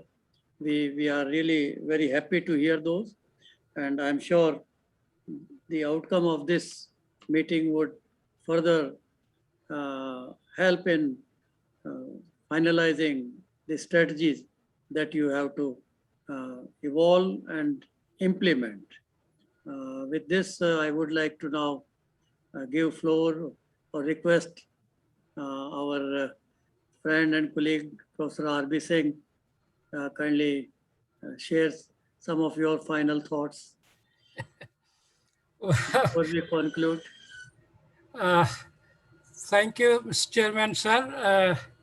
In fact, it has been a wonderful day to learn, as a matter of fact. Wonderful presentations right from the beginning.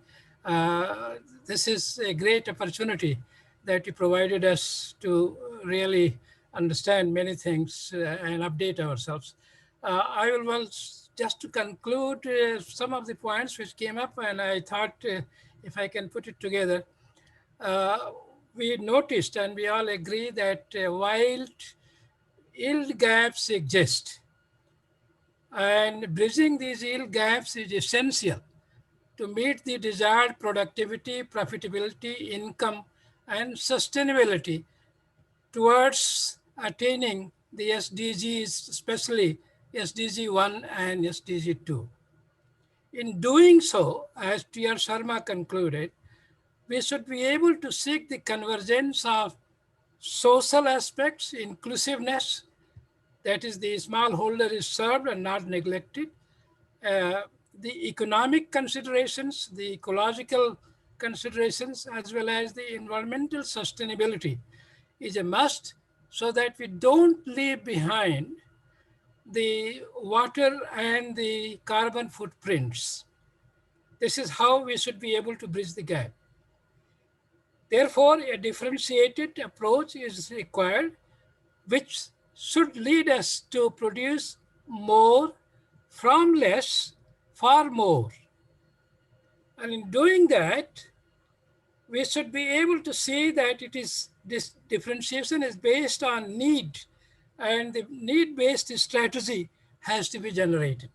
Just not in vacuum, but after having assessed what the poorest of the poor wants are desirable for that. So based on the ground realities, we should be able to differentiate the approaches. The 3 levels of yield gaps that we have been able to see, including the fourth one, which Ashok added, saying the reverse yield gaps. They are all very important. Along with that, the need for the nutritional quality to be put along with the yield. So yield and quality, nutritional quality particularly, if there are gaps in that process, yield per se, physical increase in food is not enough unless it is an increase in quality food or the nutritional food. So based on the data which is available, which are the right quality to us, we should be able to undertake simulation modeling to identify major steps and output and outcomes to meet the various targets, so that our goal of through the decision support system is met in a scientific and knowledge-based way based on the artificial intelligence and so on and so forth. We should be able to integrate, as I have been repeatedly saying, the science social responsibility. If we do science, we do science with the person in the mind, science with a human face. So science social responsibility must be married with the corporate social responsibility to bring truthfully, the public-private cooperation. And if this is kept in mind, then we'll be breeding trust also among ourselves. So why we don't have to breed only varieties, we have to breed also trust among ourselves, so that we move forward with double energy. And therefore, in doing that, we should be able to have short, medium, long, and strategies to adopt a value chain approach with defined responsibility and accountability. And this we have not done. Accountability is a must. We must be able to fix the accountability with the action plan that is provided to a particular institute or to an individual. We should be able to differentiate also between whether we are working under irrigated condition or rain-fed systems. Many of the presentations that were made, rain-fed systems, how it could be really be made more stable, particularly the sorghum and the pearl millet work and so on and so forth, presented by Dr. Yadav and other colleagues. I think the rain-fed system has to be strengthened very strongly, because this is where most of the poor live. And therefore, I think again, the yield gaps are there much more wider, and therefore we have to concentrate on some of those difficult areas. We should be able to have, then for that reason, the climate smart agriculture, including the resilience, enhanced productivity, mitigation, soil, water, and biodiversity resources conservation, and the differentiated benchmark systems should be able to bring the crop-based approaches, use of the end products, whether it is going to be for food or feed or energy or industrial products. So it should be, this is why I say disaggregate. Disaggregate, why do you want to move in this direction? Is it for food? Is it for feed? Or for energy or so? So the approach will be different for the different things. So which crops to undertake, which crops to be prioritized.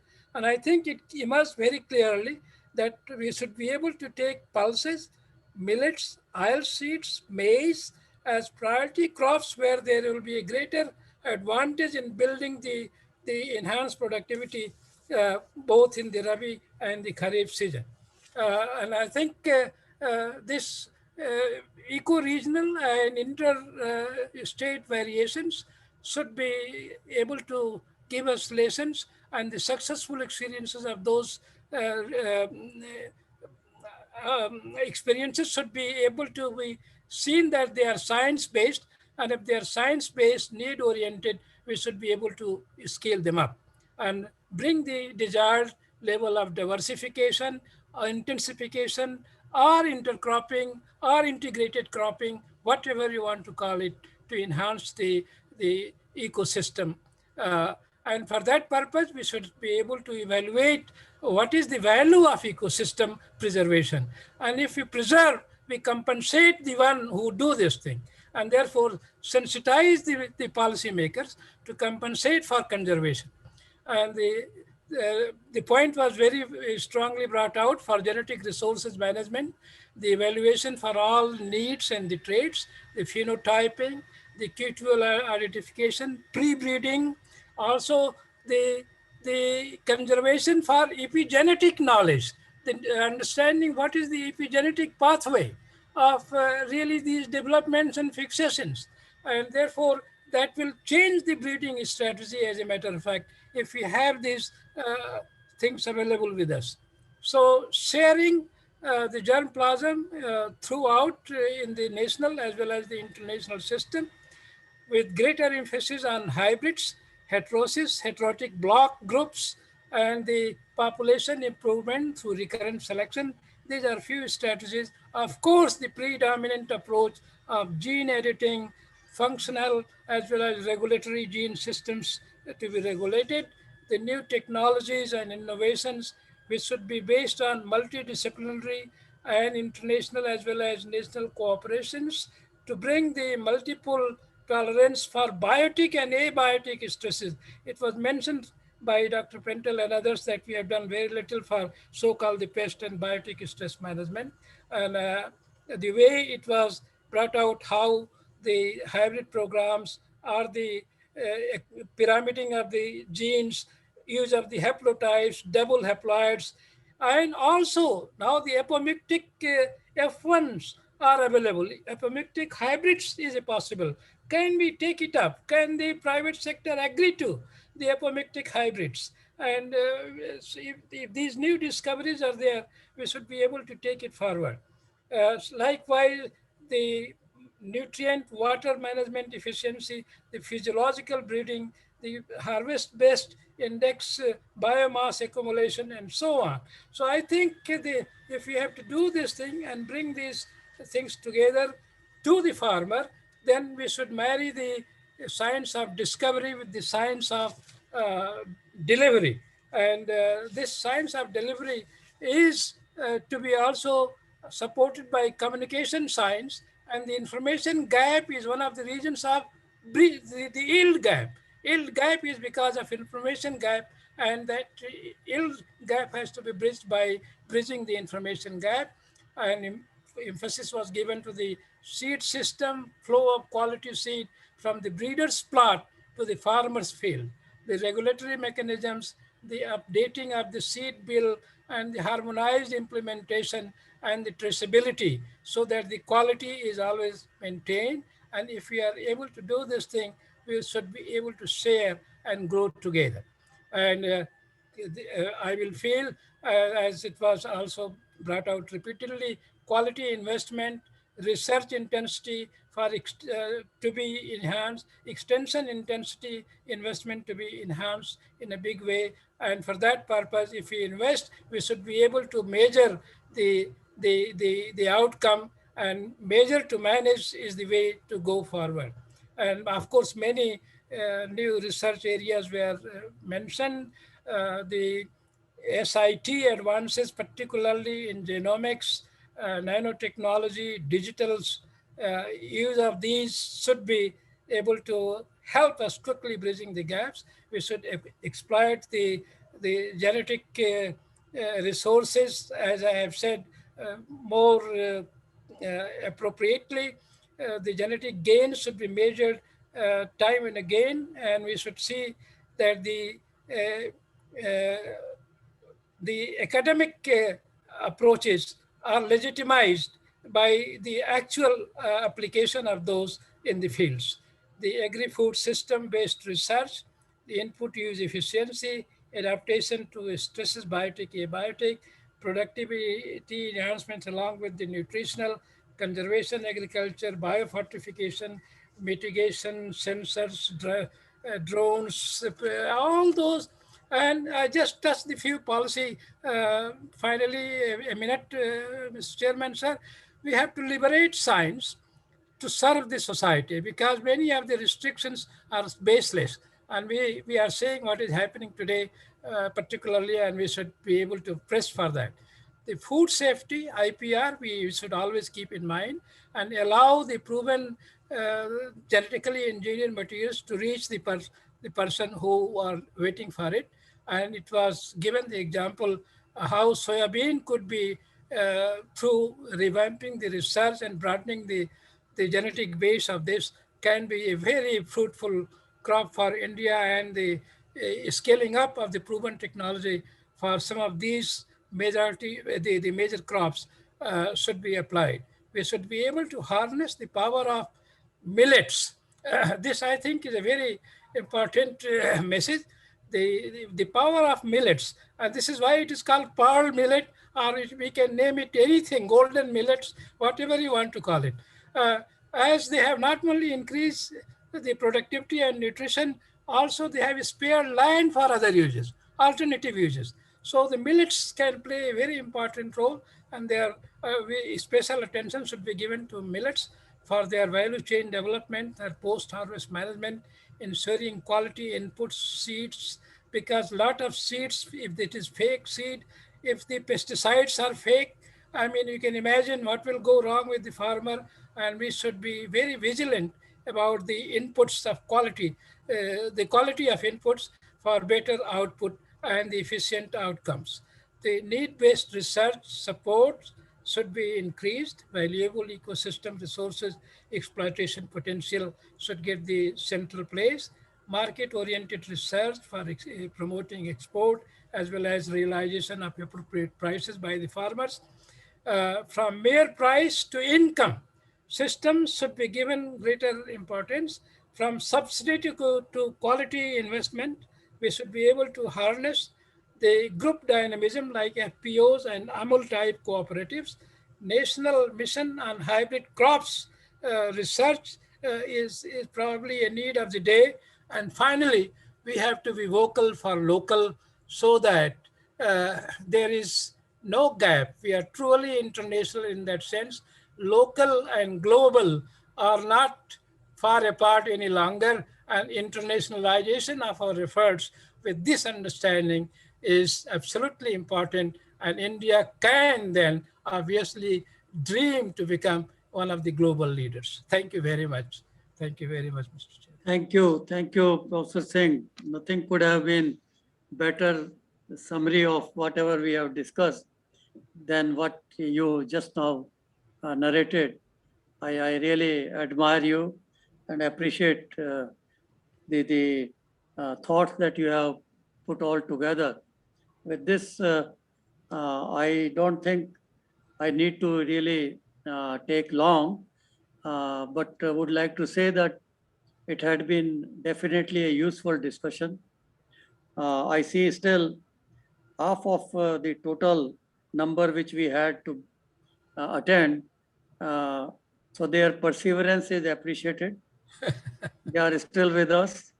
Well, this is for a cause, and we are all talking not for any other interest, but to see that whatever we have as options available can benefit the nation and the smallholder farmers. So with this, I say that if this was not organized, possibly this was needed. And if it has been organized, I'm sure, as Dr.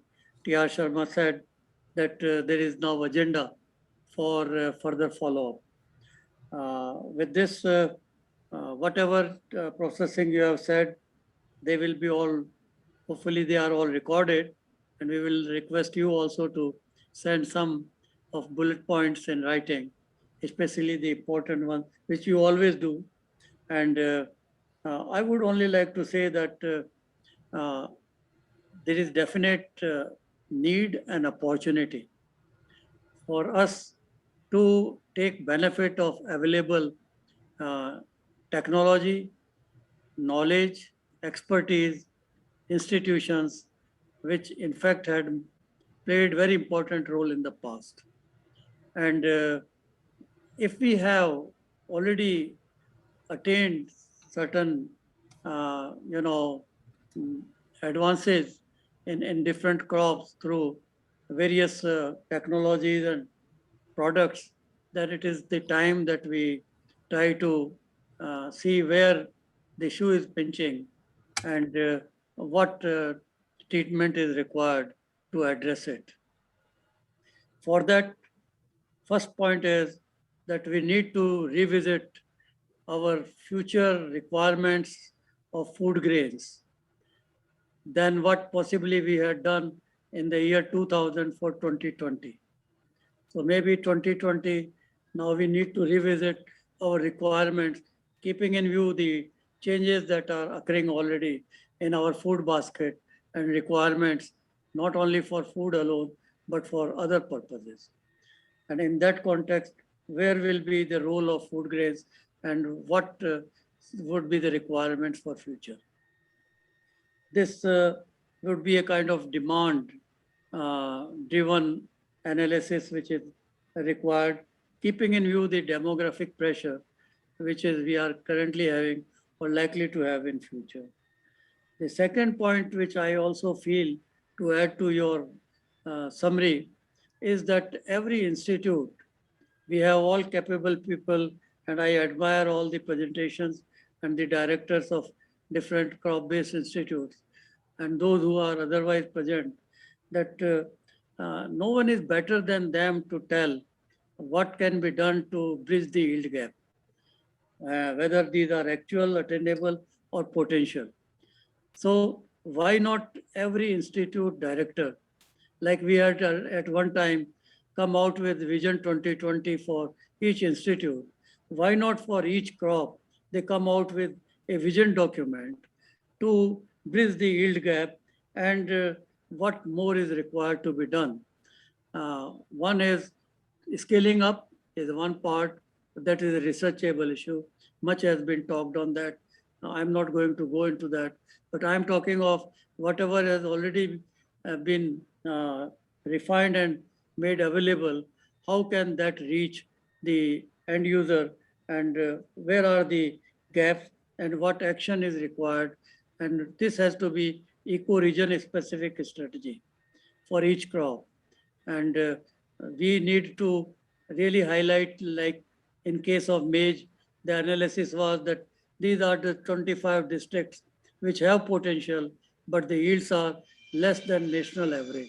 So can the districts be encouraged to increase the yield to the level of national average, if not to the highest one? Of course, the highest one also to be addressed accordingly. So that is another point. The third is, which came out very clearly, and even Dr. Mahapatra also had mentioned that we possibly need a program on genetic enhancement, strengthening the plant breeding. Even the FAO came out with this conclusion that globally efforts on plant breeding have declined. And therefore, they had to take help of Bill Melinda Gates Foundation to start global initiative on plant breeding.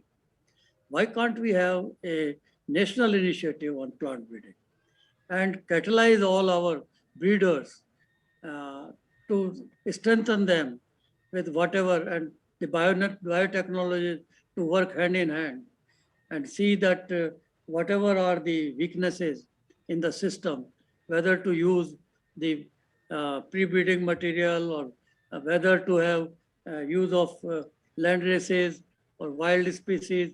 So there is definite need, and using more of germ plant, sharing of germ plant.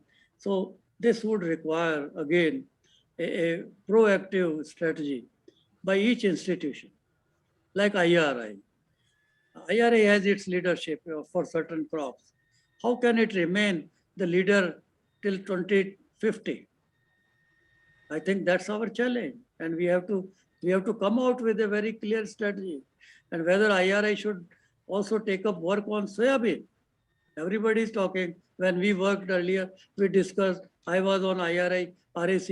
I have been all the time telling IRI must take leadership in soybean for irrigated areas, for the northwestern region, for replacing rice, for providing rice wheat sustainable system.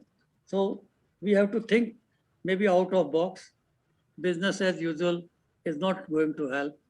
Personally, I feel that a sense of complacency has crept in, not only in our scientists, but all policy makers also. Because I think we have produced enough. We have enough in our galla. We can go for any kind of, experimentation, whether it is zero-based or what. So they have their own role and place, but they cannot feed the increasing population. And we have to compete with the global system. We cannot export our materials because they are not cost effective.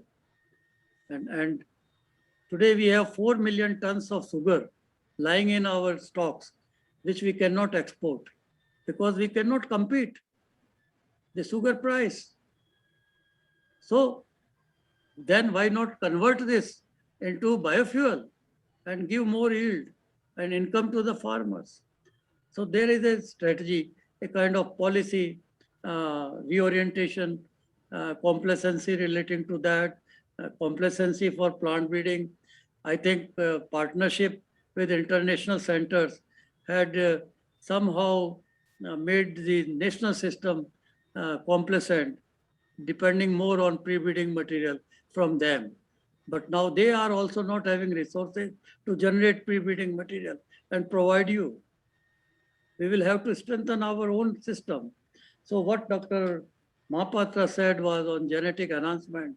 I would say, let us plan to prepare a special hybrid research program or varietal improvement program, hybrid and plant breeding program with that 1,000 crore which he was indicating in the morning. And when I was DDG, we started a special hybrid program with only 24 crores. With 24 crores in 9 crops. And what came out is amazing when you look at. So much is required still to be done. Now, hybrid rice, we have to have a clear relook where we stand in our public system. I think it is a very weak program. Whatever we had started with, having partnership with the father of hybrid rice, who is unfortunately no more, had come here as consultant, and I paid for his consultancy to come for 3 years and train our people. He said, I cannot give you material. I said, I don't need your material. I need my people to be trained. But those people who were trained have gone to the private sector. It's all right. It's not bad. It's within the country. But the area covered is still 2 million hectares. 50% area under hybrid rice in China. Every hectare giving you 1 ton extra yield. So I think we have to have a real visit of what we are doing, and this consortia approach, which was indicated, has to be brought in. Consortia approach from beginning involving private sector, because when I talked with biotechnologists that why our events not reaching the farmers, then they said, even I think I had a lot of discussion with Dr. Deepak Pental, Ashish Datta, Manju Sharma, and also Tiwari, and so on. And that time they all said that unless we have a linkage with any plant breeder and the institution and the seed program, these products cannot reach because we don't know all that. So we would require a partnership in that respect, which has to be built. We also have to think in the context of reviving or rather strengthening this, bringing green revolution in Eastern India program. That is an opportunity. Eastern India is a sleeping giant, can give you all kinds of green revolutions. But we need a real missionary approach there, not simply by having for namesake another program, Green Revolution. It's there for last more than a decade. Then where is the Green Revolution? Will it take more decades? Will rice take another 2 decades to reach 5 million under hybrid rice? So I think there is a definite need, Professor Singh and Dr. T.R. Sharma, to be more aggressive. And that's where you have to put in your own foot and say that this has to be done. No doubt we would require policy support for intellectual property. The Plant Variety Farmers' Right Act is already there. We have to ensure that new technologies are available, and what we already have available reaches the end user. And then coordination and convergence is another aspect which is important. Uh, we seem to be all working under our own silos, and no one wants to touch others' umbrella. And that's why Professor R.B. Singh, we started under NATP interinstitutional programs, interinstitutional partnership. It is win-win. It is not that I lose or you lose. It is the gain, because we don't have all that competence and expertise in one system at one place. So there are opportunities. ICRISAT is to play more important role in the context of now millets and the pulses, and for nutrition security, and for second green revolution, which is not to be around food, but to around nutrition security. And there are opportunities. And I would like to also say that corporate social responsibility, you highlighted very well about it. They need to come forward not only to promote their own technology, but to come up in partnership with the national system and see that seed replacement rate, whether it is varieties or hybrids, is improved. Old varieties, absolute varieties are all de-notified. Why should we take years to notify the varieties which have been released in the national system by the Plant Variety Authority? Sorry, Dr. Prabhu, for my mentioning this. This is my concern for last, not from now, but since this authority was established. And still my publicly bred notified all varieties have not been notified for one reason or the other. How will we protect them tomorrow? Now, we have to therefore think out of box, and naturally, under your act, you would want that somebody should apply, should have a form applied, should put up a fee, should also provide the seed. Now the breeder is no more there, he is dead. Institution, next breeder is not interested in previous breeder's variety, or whether whatever hell happens to it. And then those varieties are in the national system. They have been released, they have played their role, they are still there. Their seed must be in the National Gene Bank. So what is there? Why can't at one stroke we have all these all recognized and registered? So please, Dr. T.R. Sharma, Dr. Prabhu, kindly with open mind, bring in change in the law if there is, if it is coming in our way to protect, because to protect our basmati rice, we had to fight a great deal, and we had a problem that we didn't have the information in public domain to prove that these belong to us. And that is what is needed, unless it is. So there are issues. So finally, I would say we need to strengthen extension program.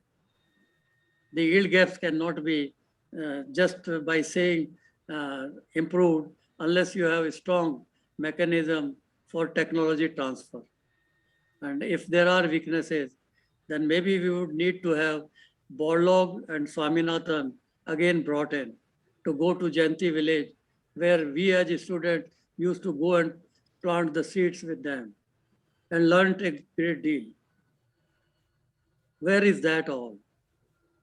Scientists have to work directly with the farmer and show the way if there is a gap, and that gap can be bridged once the farmer is convinced that, yes, I can increase my income and production, and the technology is foolproof.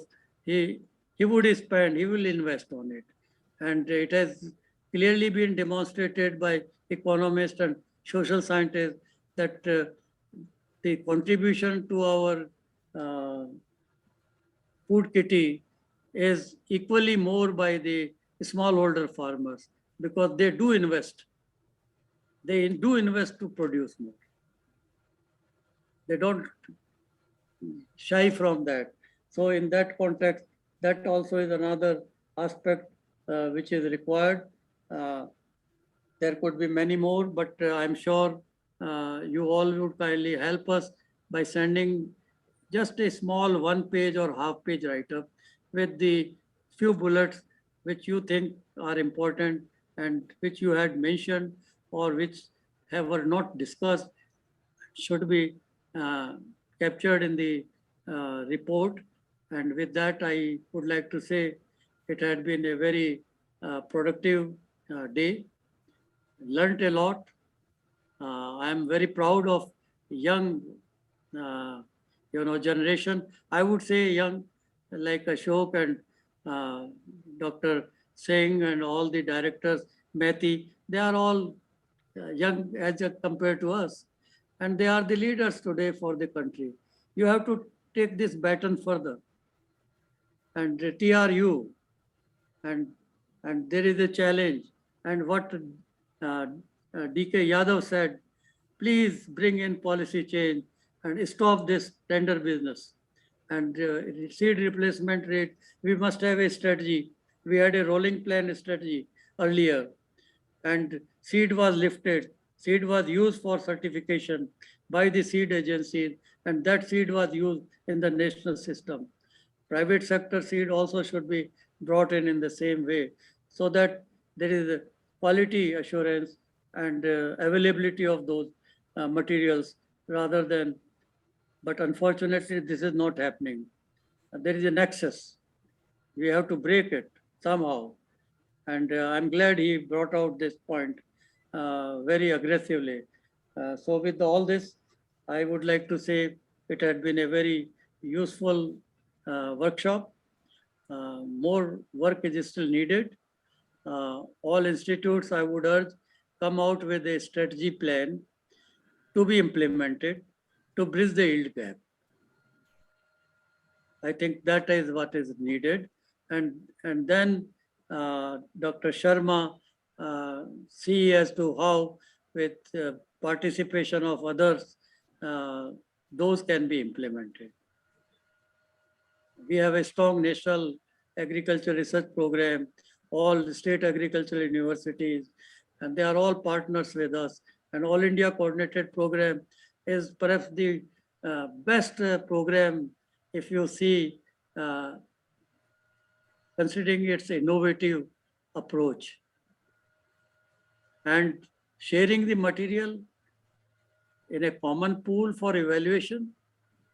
I was in Africa to train the people on behalf of ISNAR for 1 week. The top breeders from Africa were brought at one place to be taught what is this All India Coordinated Program. When I was Deputy Director General, and at the end when I asked, what are your impressions, will you adopt it? They said, this is the excellent program, but we will not adopt it because we will not share our material with anybody. That was the conclusion. And here we are doing it, not from now. Thanks to those who led the foundation, Dr. Paul, Dr. Joshi, Dr. Swaminathan, and all those stalwarts, the coordinators, NGP Rao and the Today Sorghum program. NGP Rao Sorghum program area has gone down, but the yield is not, or production is not less. So it's still very strong program. I can tell you the best hybrid program today you can be proud of, which was of NGP Rao. So we have to remember, and we have to probably create more NGP Raos now. And I see that there are, and they would possibly lead the nation. But let's be more aggressive, not be passive in our approach. And there is definitely need for more support. And I'm happy that once you have joint effort made and collective wisdom, resources are never a constraint. I'm sure about it. And I'm sure TR would find that resource to make a change. So with this, thank you very much. And I now pass on to Dr. Bhagmal. I'm sorry for taking long. You are here still with us. This is really very appreciative. And anything we can achieve in future through this initiative today, then possibly all this effort which we made was fruitful. Thank you. Thank you, sir. Respected co-chairs, Dr. R.S. Paroda, former Secretary DARE and Director General ICR and Chairman TAS, and Professor R.B. Singh, former President NAS, distinguished invitees, participants, ladies and gentlemen. We have now come to an end of the workshop on bridging yield gaps, which has been successfully completed. It is now my pleasant duty to propose vote of thanks. As you all witnessed, the deliberations of the national workshop went on very well and covered various important aspects relating to bridging yield gaps. Excellent thematic presentations on yield gap bridging in different crops were made by eminent speakers. Critical gaps in yield enhancement have been identified and measures to bridge these gaps have been suggested as a way forward. Based on their rich and wide experience, the learned panelists presented their views and emphasized on the need for having in place enabling policies for bridging the yield gaps to enhance food grain production. Very good recommendations have emerged as a result of in-depth deliberations, which need to be implemented on priority. I am sure the stakeholders, including policy planners, researchers, development departments, extension agencies will make best efforts to implement the recommendations of this workshop in their respective crops and programs. We are indeed highly grateful to Dr. T. Mahapatra, Secretary DARE and DG ICR, for sparing his most valuable time out of his very busy schedule and gracing the occasion as chief guest and delivering an illuminating and thought-provoking inaugural address, which will be a great inspiration and guidance to all of us. He has in fact always been very supportive of task programs and activities. My sincere thanks to you, sir.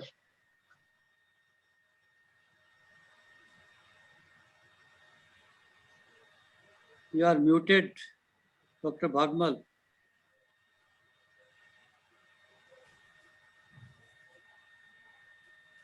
Bhagmal sir, mute.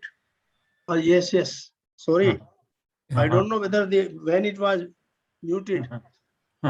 Anyway, we are extremely grateful to Padam Bhushan Dr. R.S. Paroda, Chairman TAS and former Secretary DARE and Director General ICR, for co-chairing the national workshop along with Professor R.B. Singh, and also for co-chairing the panel discussion and giving opening remarks in inaugural session as well as closing remarks in the concluding session. In fact, Dr. Paroda had been the crusader and main force behind the meticulous planning of the workshop and monitoring the progress at every step. Our grateful thanks to you, sir. I profusely thank Professor R.B. Singh for co-chairing the inaugural session and the panel discussion along with Dr. R.S. Paroda, and for giving special remarks in the inaugural session as well as concluding remarks with words of advice in the concluding session. We greatly appreciate the kind presence of Dr. Jacqueline Hughes, Director General ICRISAT, in spite of her busy schedule, and for giving special remarks in the inaugural session. Our sincere thanks to Dr. Hughes. I also take this opportunity to extend my sincere thanks to Dr. P.L. Gautam, former chairperson PPVFRA and former chairperson NBA, for co-chairing the session on thematic presentations and nicely conducting the deliberations. To Dr. T.R. Sharma, DDG Crop Science, for co-chairing the session on thematic presentations and for giving remarks in the concluding session, and also for providing all the required support for ICR from ICR in organizing this important workshop. Excellent presentations were made by all the speakers, Dr. Dipankar Methi, Dr. G.P. Singh, Dr. Sujoy Rakshit, Dr. V.A. Pitonapi, Dr. N.P. Singh, and excellent interventions and suggestions, recommendations on way forward were made by the panelists, Dr. S.K. Vasal, Dr. H.S. Gupta, Dr. K.V. Prabhu, Dr. A.K. Singh, Dr. Ram Kundonia, Dr. Arun Joshi, Dr. Nafis Mia, Dr. Rajiv Vasane, Dr. Asutosh Sarkar, Dr. O.P. Yadav, and Dr. Tara Satyavati. And my sincere thanks to all of them. I also express my sincere thanks to all the discussants, including Dr. Deepak Pentel, Dr. Praveen Rao, Dr. Sundaram, Dr. J.S. Sandhu, Dr. P.K. Agrawal, all colleagues from ICR ADGs and others who made very interesting suggestions and recommendations. I would also like to extend sincere thanks to all the sponsors, to the Director General ICR, Director General ICRISAT, South Asia Regional Representative IRI, and Head South Asia ICARDA for their funding support as co-organizers.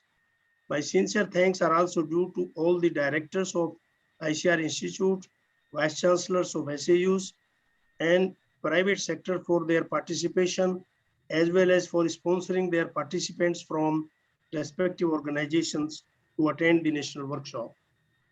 I profusely thank all the dignitaries, distinguished invitees, and participants for their kind presence and active participation in the deliberations of the national workshop, and to all the trustees and members of TAS for their participation and wholehearted support to TAS in its programs and activities. My sincere thanks to Dr. R.C. Agarwal, DDG Education, and his staff for making webinar arrangements, and to my colleagues, Dr. Umesh Srivastava, consultant, and Ms. Simi Dogra, Office Secretary, for their help and support in making the event a great success. Once again, on behalf of the organizers and on my own behalf, I thank you one and all. Thank you. Thank you all. Thank you, Dr. Bhagmal. Very much, sir. Okay.